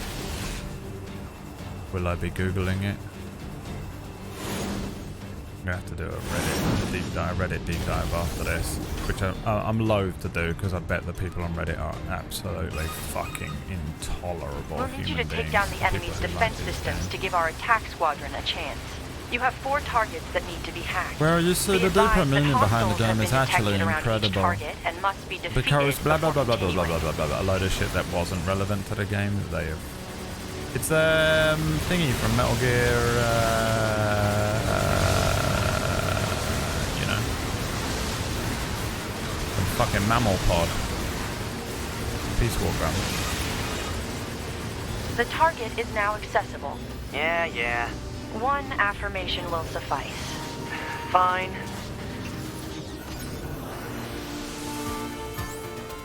Two-hour-long video. Yeah, I don't really want to do a 2-hour-long video. Virtuous mission.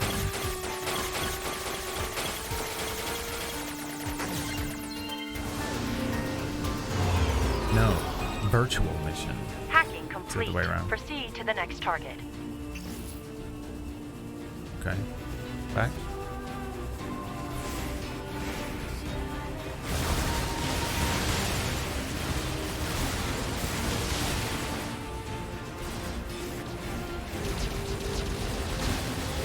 I hacked that myself.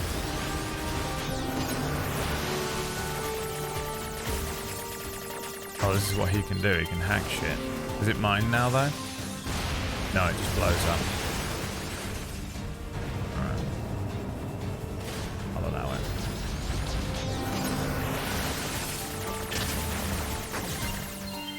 This is what he's doing in all the boss battles. Playing that little fucking video game while I'm fighting for my life. How much easier it is to just shoot the thing as well. What an arsehole.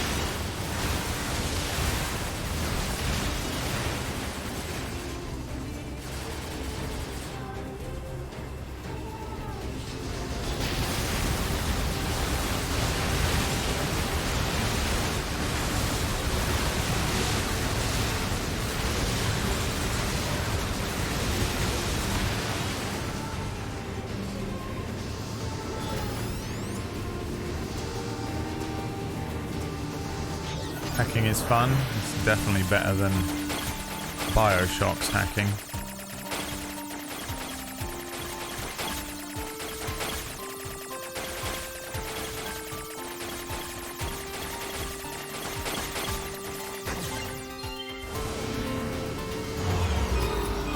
I'll never forgive that Hacking game. complete. 2 targets remain.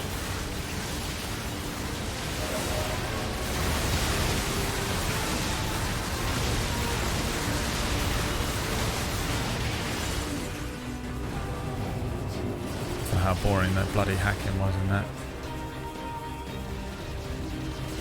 The most frustrating, annoying, shitty hacking system in any game. Whoa, whoa, whoa, whoa, whoa, whoa, whoa. Hello? It's the beginning of the game. How dare you hit me with something like that? Unacceptable.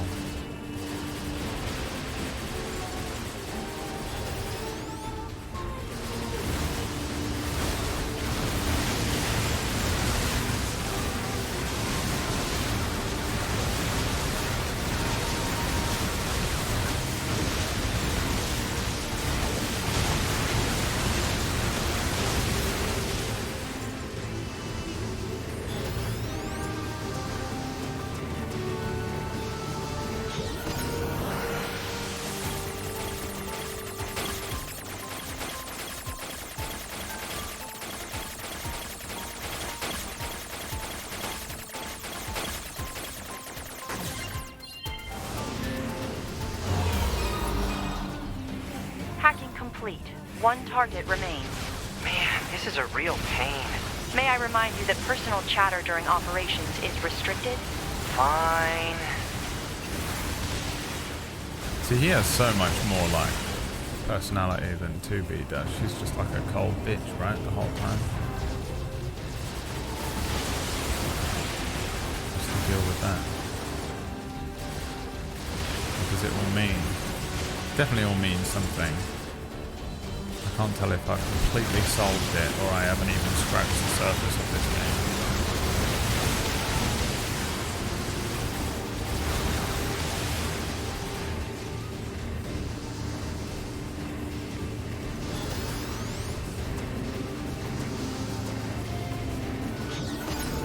I know that the die-hard fans in the chat of the game will never concede that I've done anything other than scratch the surface, but I feel like I've got it.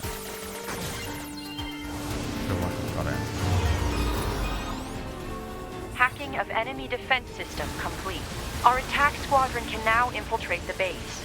You are to continue providing support by whatever means available. So then what? We'd see 2B smash through one of these walls in a second.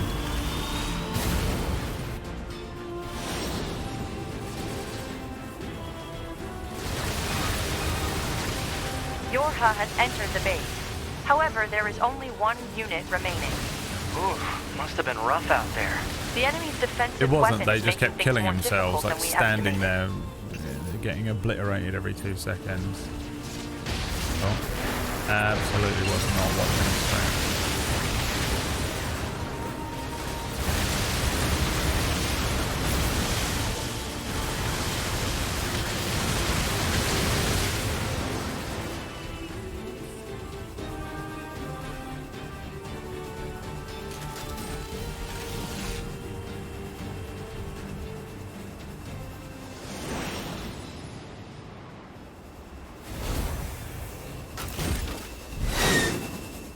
Whoa.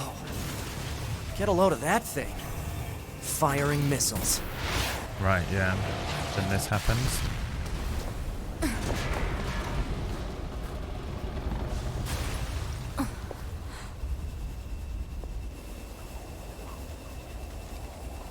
Better make sure he's actually dead next time. That was dangerous, man. You're 2B, right? My name's 9S. I'm here to provide support. Copy that. So, was that big old buzzsaw the Goliath you came here to take out? No, just another defensive system. Oh. Well, I guess we have to find the target then, huh? I've got a flight unit, so I'll take a look around the perimeter. All right. I'll work my way inside from the ground. She's still got all this stuff. She's in New Game Plus. Wonder if that changes anything.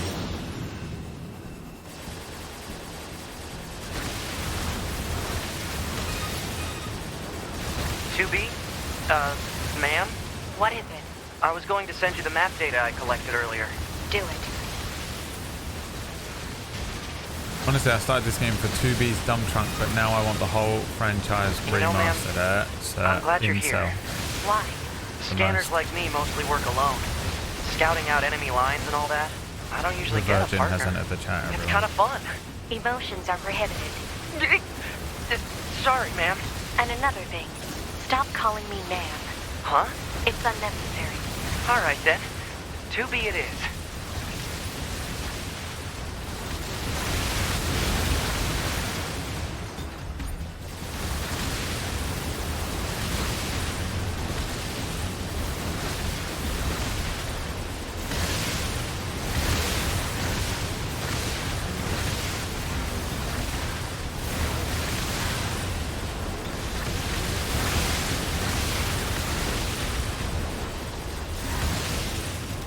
Ouch, man.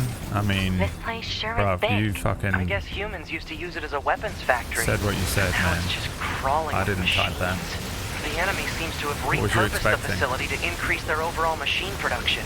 So if we don't destroy it, they'll just keep coming. Block 43 to Block 12, materials en route. Work Party B, Uh-oh. It's just accessing random, nonsensical data from the old world. There's no actual meaning behind anything machines do. Don't know what that does.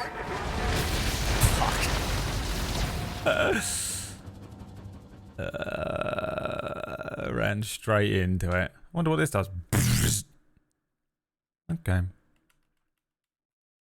Well, it didn't help much. 9S playthrough. Is it the whole game as 9S? If it is, I'm turning it off right now. I'll do the intro part up until when he dies. 2B? Ma'am? What is it? I was going to send you the map data I collected earlier. Do it.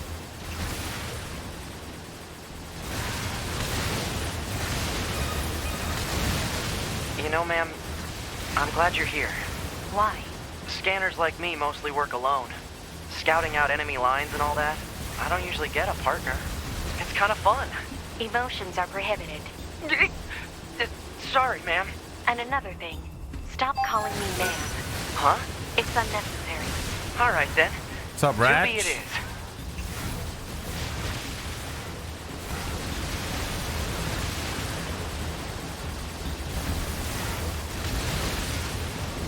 For the cash.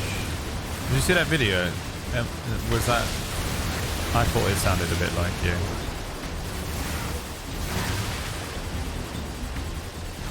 Maybe it didn't. It really was a kind of vague afterthought.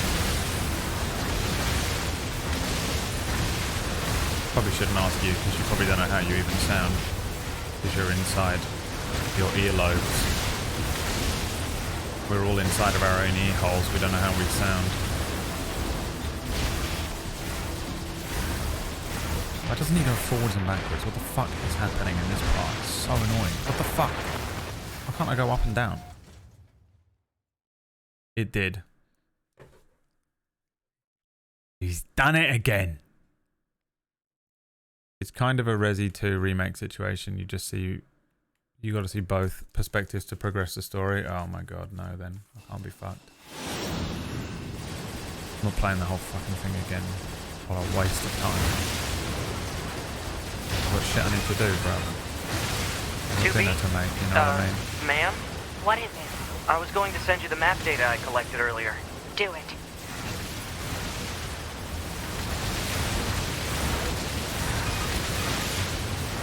You know, ma'am, I'm glad you're here. Why? Scanners like me I'm mostly also work trash alone. at this game.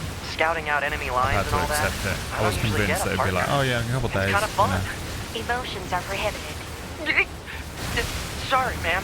And another No, thing, stop calling I just me ma'am. can't seem to get It's it right. unnecessary. Should I play All right, Bayonetta? then. 2B it is. We're doing Bayonetta next.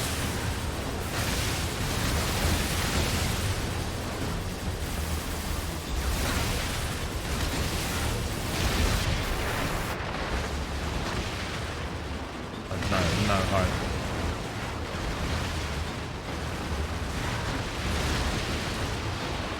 Legitimately, I have no idea what that does.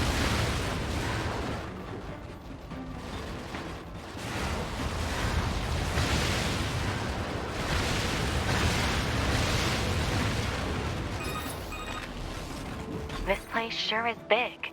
I guess humans used to use it as a weapons factory, but now it's just crawling with machines. The enemy seems to have repurposed the facility to increase their overall machine production.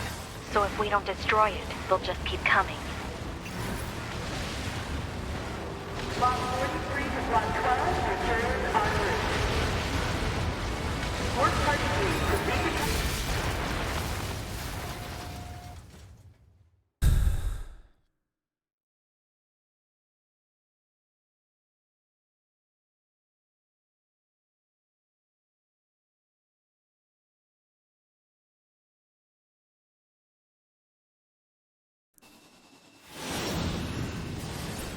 The only reason I've played this long is that rarely does Shadow enjoy a game so much. I don't have the ability to access the chips. Ma'am? What is it? I was going to send you the map data I Believe in collected you. earlier. I don't think Do I it. can't do it. I just... A, can't really be bothered. B, I'm not invested.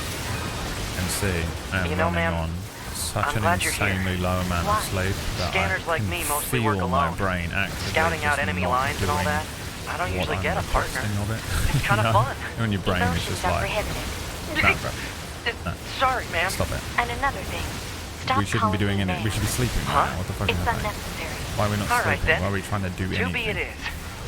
Why are we trying to casually play a video game? We should be asleep. We need sleep. What the fuck?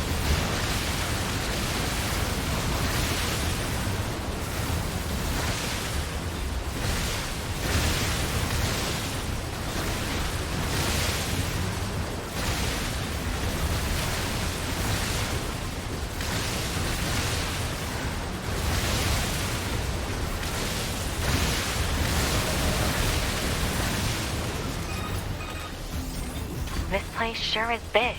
I guess humans used to use it as a weapons factory, but now it's just crawling with machines. The enemy seems to have repurposed the facility to increase their overall machine production. So if we don't destroy it, they'll just keep coming. The fact that she's on New Game Plus though makes me think like maybe the story is that none of this is real. What?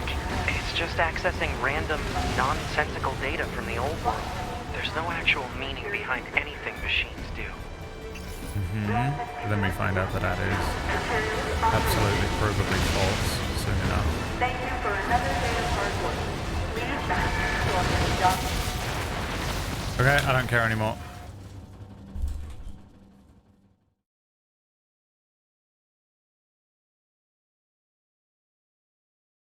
I don't care.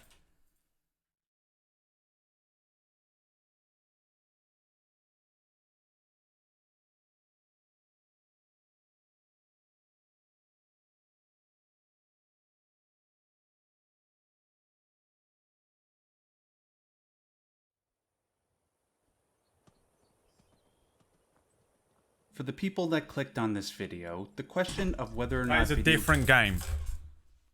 The fuck is this? Games can be art is a settled issue. They are art and have been for the Oh my god, I don't care. Jesus Christ. past Explanation. log. Everything that lives is designed to end. Right. We are perpetually trapped in a never-ending spiral of life and death. See, that I was like, that has to be coming back at some point in the game. And it didn't. Or like, you know, in Is my, this a curse? I'm sure it does. Or some kind of punishment? A curse or some kind of punishment. I often think about the God who blessed us with this cryptic puzzle. The God and who wonder blessed if us we'll with ever this have the cryptic chance puzzle. to The kill him. humans.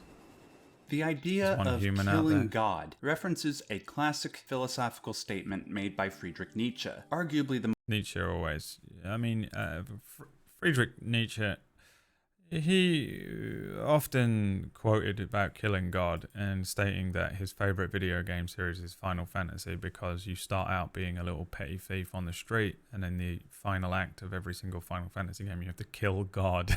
the most famous of German philosophers, if not all philosophers. The statement was as follows: God is dead, God remains dead, and we have killed him. I'll do my best to simplify The what gay this statement science. means. For thousands of years, human society cemented their moral foundations in religion. The biggest religions were built around creating a closer relationship with something bigger than themselves. What namely the a fuck? That's Pascal?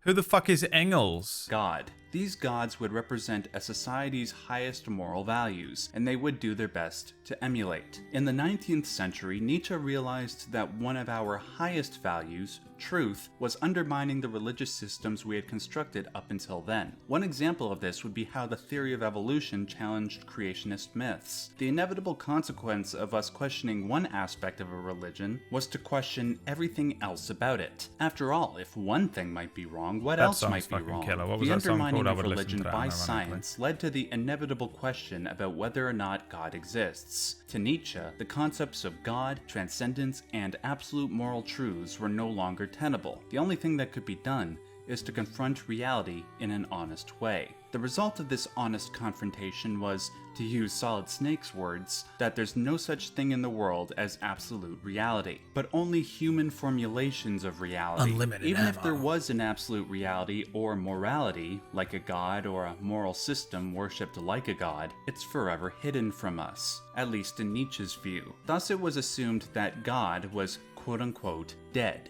The problem with this view is that if there is no God, then the moral foundations that sustained human culture and kept us civil disappeared from beneath us, leaving us to build ourselves back up again from the void we fell into. Some atheists mistake Nietzsche's proclamation of God's death as triumphant, like it was a good thing. Given Nietzsche's fierce criticism of religion, it's understandable why some believe this, but nonetheless, he foresaw the problems that would inevitably come as the result of God's death. This leads us finally to NieR Automata's central existential problem. How do we build up a new moral system if God is dead? More importantly, how do we create a system that gives meaning to life's unbearable suffering? In Nietzsche's mind, the way to do this was to create our own meaning in the absence of God. Now, whether or not human beings can do this is a lengthy, complicated debate that would prevent us from getting around to talking about the game, so we will save that for another time. Is there going to be one human left who created this war, made the whole fucking thing up just to give them purpose? Because if there is, I swear to God I fucking said that earlier on.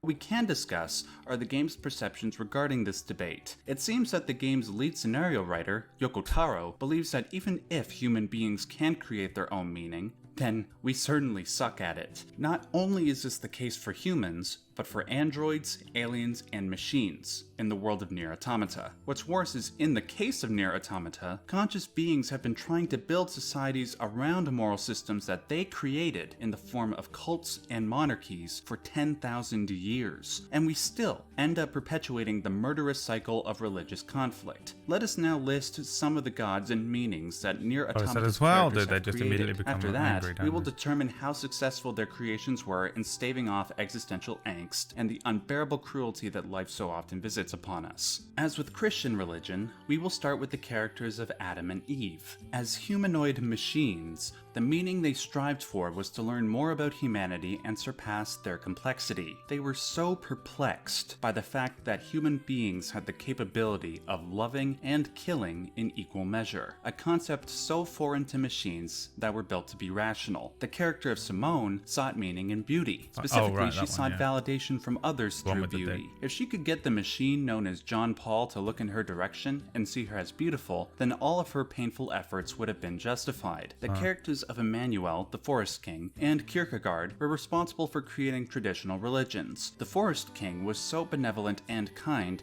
that it seemed logical to submit to his will and worship him, especially after he died. Kierkegaard promised that his followers would become as gods upon death, a promise so reassuring that a cult would inevitably manifest around him. This continues for all other characters in the game. Pascal's ultimate meaning was... Yeah, I mean, those are just two, like, very basic early religions, right? Paganism shit. Pursuit of knowledge and peaceful coexistence. Well. The Red Girl's ultimate meaning was to further their evolution so they may surpass Why's the girl from Resident Evil in it? Repeat ad infinitum for all other characters in the game. Now granted, while these systems of meaning could sustain... See this? Why is it all black and white? Why do I feel like it's not real?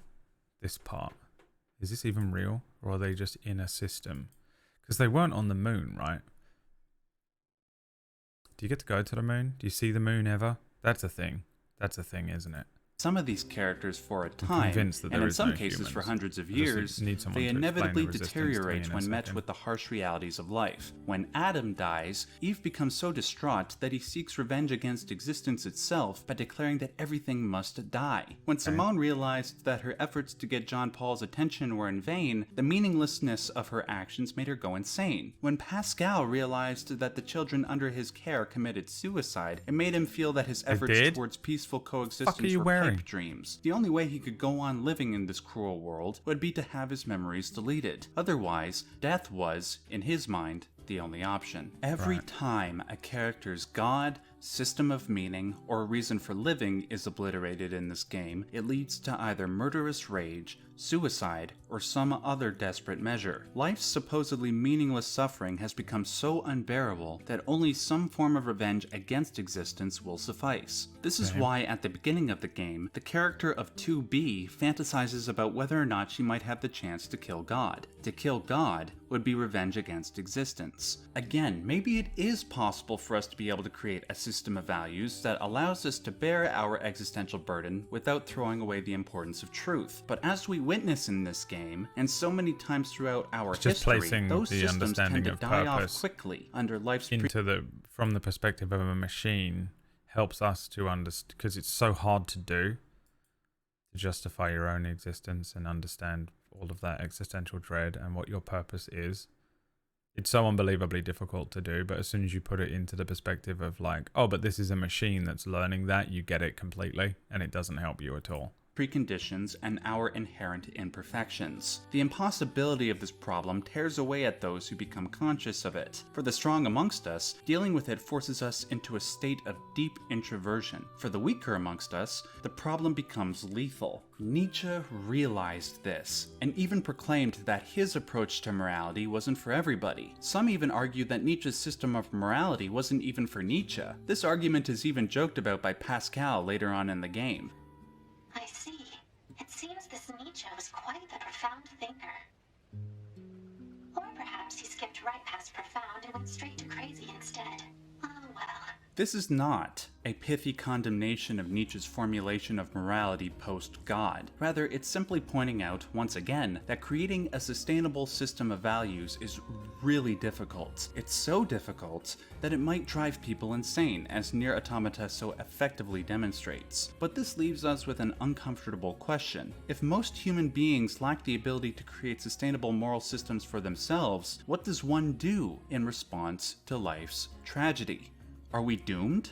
Well, the debate still rages on in the real world. Some turn back to old religious systems. This is not an explanation of the story. This is an explanation of the philosophies see behind meaning the game. in advancing I just science. want to know the Unfortunately, fucking that facts. debate is too complicated for us to address now. However, I understand that some of you might be experiencing some existential angst currently, and might require an easing of their psychic tension. Allow me to provide NieR Automata's answer to this conundrum. The game has 26 endings. 5 of those endings are primary ones, A through E, while endings F through Z are more or less A false is complete on your first.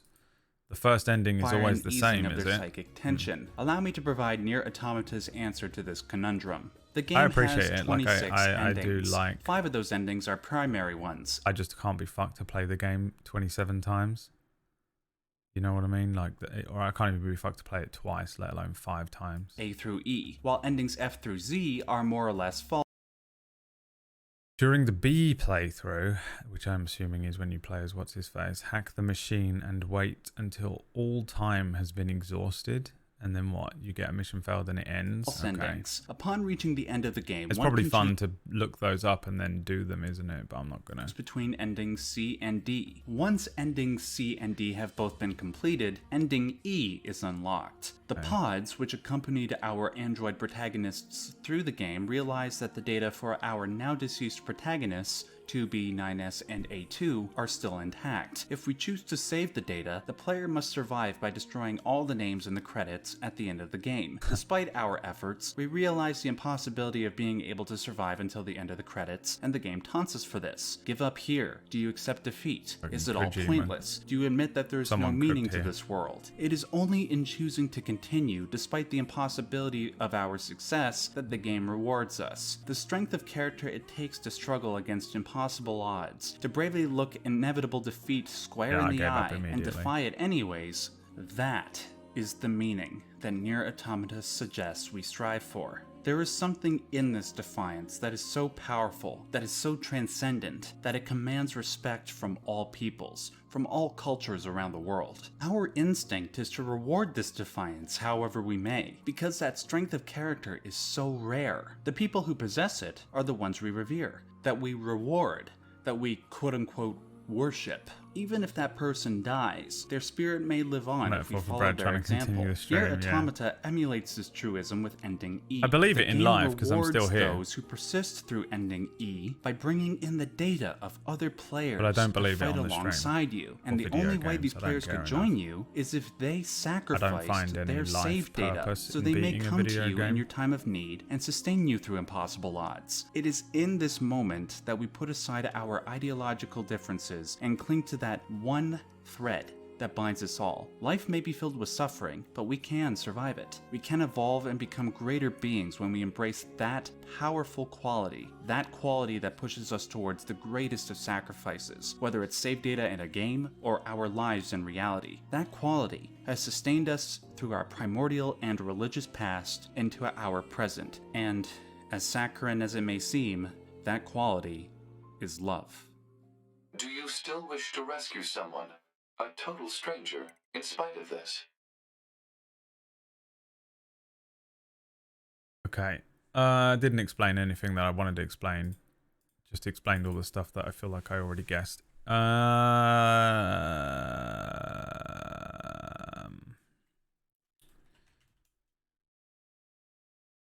Okay. What is actually happening in NieR Automata?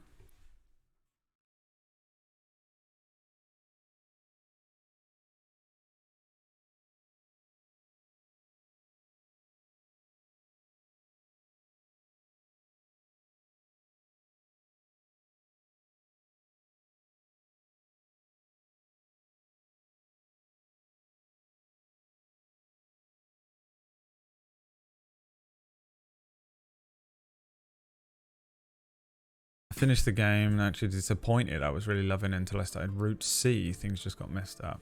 From what I understand, Unit A2 decided to leave the bunker after the machine war for no reasons. They never explained that. 9S and 2B are destined to meet, blah, blah, blah.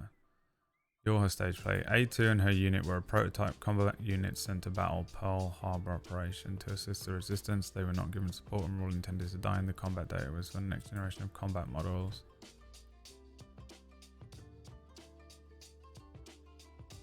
Deliberately up to interpretation, of course it is. Subjective stuff. I'm not sure what exactly Destiny wrote. 9S has been designed the way he was. 2B was used as a measure of security in case he ever learned the truth about the humans.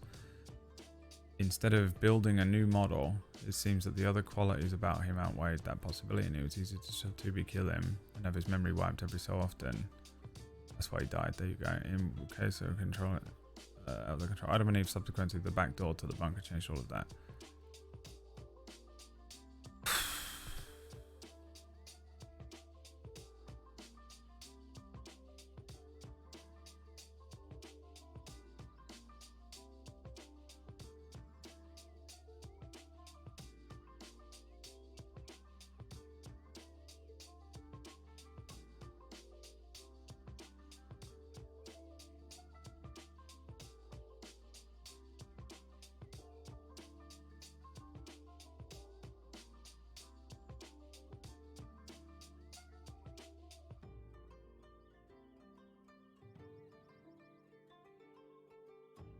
Plot summary with plot points. Aliens attack Earth. War between androids and machines break out. Androids fight on behalf of humans and machines for aliens. Aliens are actually dead, so are humans. Humans died long before the aliens arrived. And androids were left on Earth when aliens and then machines attacked. They started losing all hope, so some androids devised Project Yorha, which purpose was to give androids a cause worth fighting. Humans on the moon lie. Machines turned out to be smart on their creators and kill the aliens, but keep on fighting androids because of their hardwired purpose to kill the enemy, hence the endless war, because they never allowed androids to lose, so they will have the enemy to fight. Yorha takes various measures to prevent project secrets from leaking. For example, some units like 9S are supervised by E-models in disguise 2B and are killed and reset to default by them when they learn something they shouldn't. Unknown to Yorha, there's a backdoor built into the bunker which allows total destruction of Yorha forces. It was intentionally put there as part of the plan for a simple reason. If everyone involved in Yorha dies, the lie about humans being alive will never leak. Because of that, Yorha androids were considered disposable and were actually created with repurposed machine cores.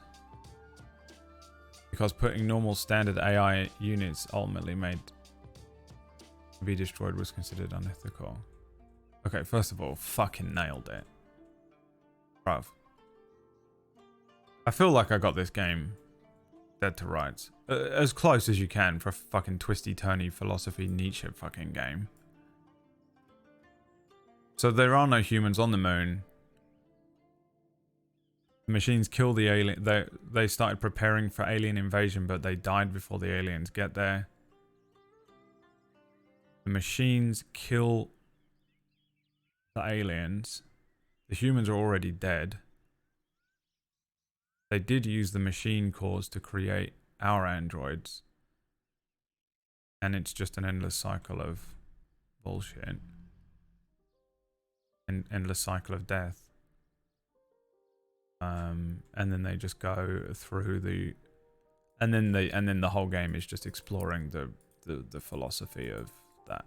Yeah, okay, cool, we got it. I feel like I got it in about 5 minutes. It was very good. It's very, very good. If I had written that and presented that on Table Story, I'd feel like a god. I'm not saying that I could do any better or anything like that, but I feel like I also pretty much fucking nailed it. It's very good. It's a very fun way to explore it. I just can't be fucked. You know, I read a fucking Nietzsche book when I was 14. I'm good. I did it. I already get it. It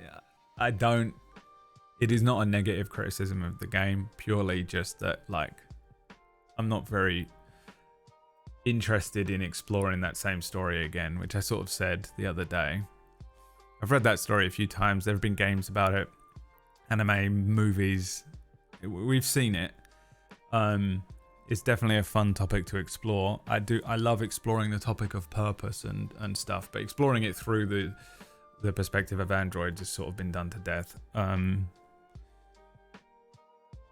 Objectively, though, it's great. That's a great way to do it. And if I was 15 and I played NieR Automata, it would be my favorite game of all time. In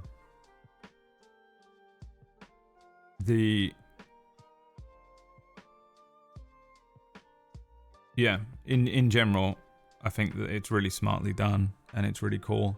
The game is actually really fun to play. Gameplay mechanics are really fun. The story's cool, you know, it's very sort of anime. And I get it. I get why everyone likes it. I like it.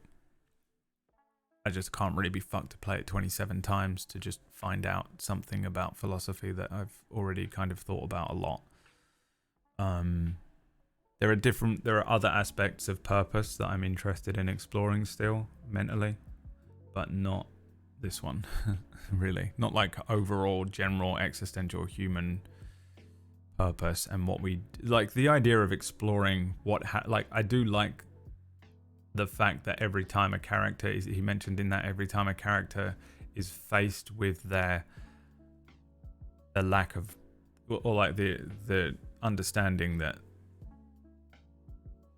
there is no such thing as God, there is no such thing as purpose, none of it matters, and that when you hit that nihilistic wall, you really have only got a couple of options: just go fucking completely insane, fall back on something like religion to just fill that blank for you before you go insane, or you know, just fucking make up your own purpose, figure out what purpose there is, make your own understanding, you know, find someone to love. Yeah, John Wick gets a dog, you know what I mean? Like that story. Creation, whatever it is. Most times it's love. Love is the answer, and I think that is probably what's being explored in that game. But what I wanted was the actual hard plot points, which that person, whoever that person I just read that Reddit there is, just saved my life, because that's exactly what I wanted. The philosophy of purpose is always going to be ambiguous and presented in different ways, which I like. I like that they give you different ways of doing it. And I like that it doesn't give you a definitive answer, really. But what I wanted to know was just like, legitimately, are they humans? No. I wondered, but then who are the Resistance people? They are robots. They're androids as well that are created to just pretend to be humans. Because that guy at the beginning with his leg, like the Theseus android, the guy at the beginning with his leg, and 9S seems to be a very inquisitive android that, like, every time she doesn't want to lose him and him just be like 3D printed again because he can only go from his last save file.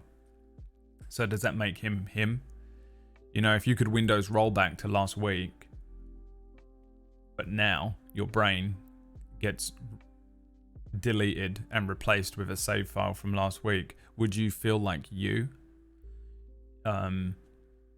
Are you still you? And would you have some sort of cognitive dissonance? What had that? Oh, Westworld did that, didn't it? That was pretty good in Westworld with the guy. What was his name? The guy that created it, and he was made after the creator. God damn it. But that's kind of again. There's Westworld has done it. There's another one, another example of a show that has done this before. I think it's really one of the only ways that we can. I think what happened is that we realized that no one wants to read Nietzsche books. Bernard, yes, that's him. No one wants to read those books, but if you just present it as an android, present a bunch of human issues, Soma does it. Soma does it so fucking well. You see what I mean? Like, it's been done to death.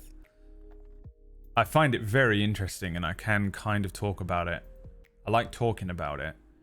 I like having conversations about it. I'm just kind of a bit bored of playing it and watching it and dedicating a lot of hours to the same kind of thing, even though it's, again, I really think the game does a really good job of presenting it and is a fun game. I really like that load thing that happened. I actually appreciate that you replay the game a bunch of times. Again, I think if I played this game, if I was 15 and I played this then, I would have played every single fucking ending. And it would be my favorite game of all time.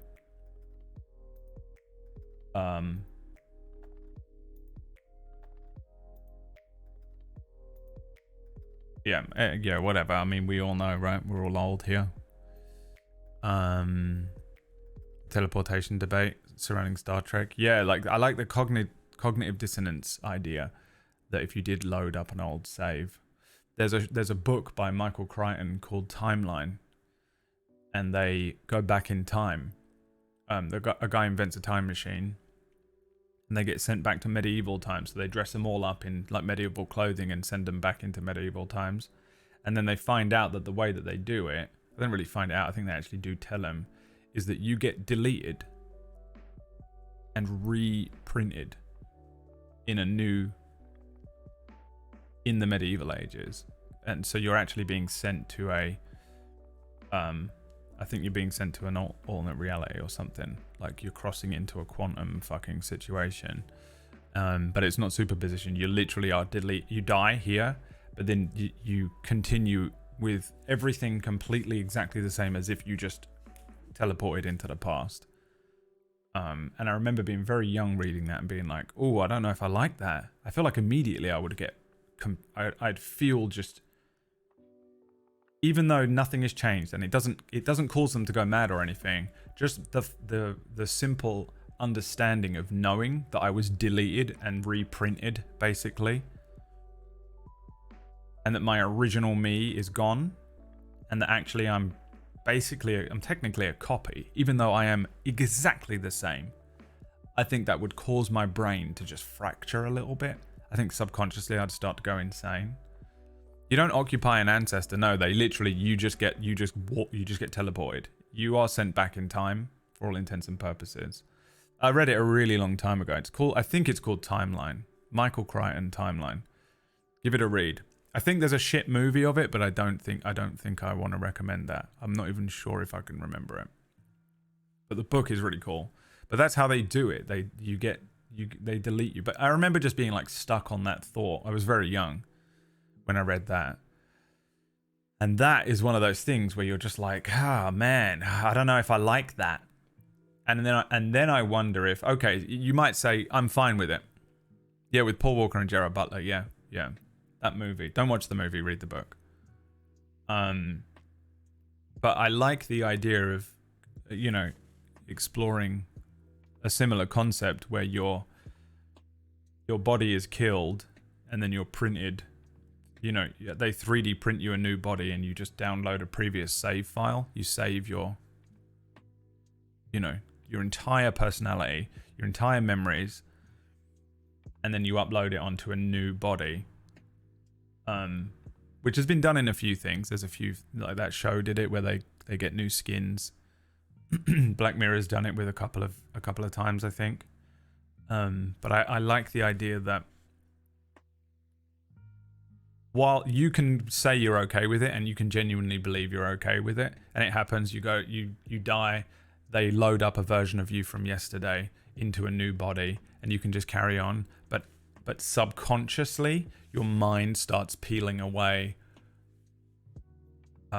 due to that understanding, and that you just simply cannot be you, because you're subconsciously aware that you're not really you anymore, and then your subconscious goes into an existential kind of crazy state. But again, I think it's been in this kind of concept is in a lot of media. And I'm just like, I feel like I guessed a lot of this game pretty weirdly correctly. I'm kind of happy with my guesses throughout the play. Very tired today, so I can't remember what I was guessing, but I think I got quite a few of these bits. Because I'll just throw out, you know me playing a game, I'll just throw out ideas. Sometimes I'm right. But I suspected that's what I was. That's the whole game felt like it was building up to a big kind of plot twist gotcha moment. And the only one I could think of was that this is either all fake or, you know, it was almost definitely always going to be fake, which it kind of was. But like the humans are dead and that the androids have, in order to be able to continue to exist, they have to be given a purpose, because otherwise they go crazy.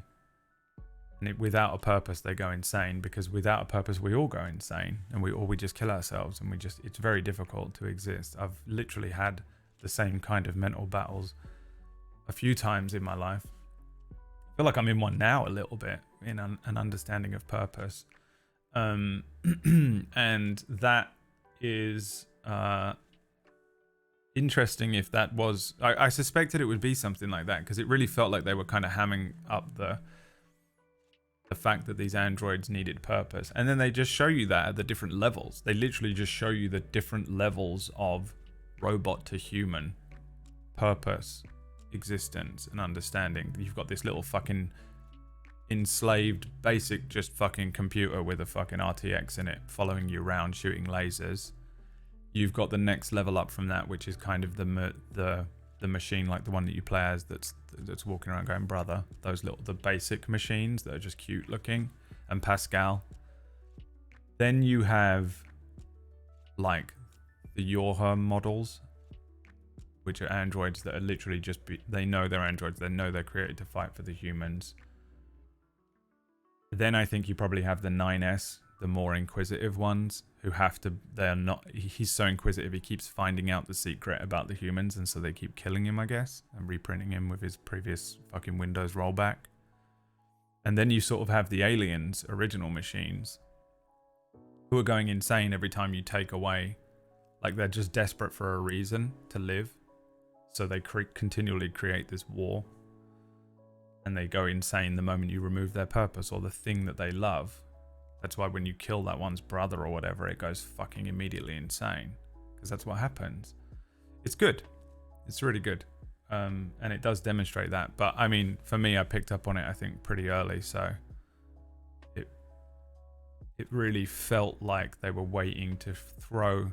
The only plot twist in there for me was that it had to be that there was some sort of fucking Arcos robot controlling everything, giving these androids purpose, because without their purpose they just go crazy and try and kill him, and so he was trying to stay alive. That was one of my thoughts, that there was an overlord AI, or that the humans were doing it to keep them from killing them. So the humans were actually on the moon, but they had to keep the androids in a perpetual state of combat, fighting each other, because if they found out about the humans, then they would kill the humans. Or that the truth, which was that there were no humans and the androids had to justify their existence by continuing to fight. Which is, I guess, what it was, I think, is what I read. Either way, I like it. I do like it. I enjoy that kind of a story a lot of the time, but I feel like, you know, we've seen it a few times. Very good game. Definitely really, really good if you give it the time that I didn't, to just replay it over and over again and really explore it. I bet it's incredible. Soma had a similar idea of dying in the present and copying your mind into a chip, yeah. It's like the whole of Soma. I loved that game. Soma messed me up, yeah. Soma was incredible. I remember playing that game. It should be, what is it, like a 10-hour game? And it took me like fucking 6 weeks to get through because we were talking about it so much. That was one of the, like, we really dug into the philosophy of that while we were playing that. Or at least I did. I was talking about it, and I think a lot of people in chat were talking back. We were having a good conversation about it. I'm sure I could have done it with this game, but again, sometimes I just can't be fucked. I'm doing a little summary here now, but like, I don't know. Sometimes I just like, we get it, right? I get it. They need purpose. The androids need purpose. Is there anything more in the game? Not really. Okay. Well, fair enough. Still, Soma is really good. I think Soma is maybe a little more thought-provoking because it's a less kind of cartoony and anime than NieR is. Soma gives you a lot. It goes, here's kind of an idea of a question, and then it leaves you alone for an hour to ponder it and get afraid of it. Like, Soma is a horror, isn't it? So it's trying to scare you with it. NieR isn't trying to scare you with it. It's just trying to make you think of it and giving you different approaches to allow you to think about it. Baby's first think outside of the box game. You know, people just don't think outside. They have no concept of philosophy outside of themselves. And you give them a little fucking Baby's First Nietzsche book and they go fucking crazy. That's what this game is. If you know people that don't really think about this kind of philosophy, but you suspect that they probably could, they just have never really given it the time of day, this would be a good game for them to play, I think. Whereas Soma is for people who have already thought about this stuff. And if you just want to trigger the existential dread in a horror way and really go, well, you want to be put into the literal skin of understanding how horrible this might feel, then Soma is the game for that, which is probably why I was more enticed to talk about it. Hi, Gary. 2B's struggle is that she remembers every single time she kills her friend, while he just always shows up again. Oh, I see. Yeah, that makes sense. I see. She remembers. Right. I didn't realize she had to kill him that many times, though. Did we even have to kill him once? That makes sense now, though. That's a piece of the puzzle that was missing, I think, in my brain. Yeah.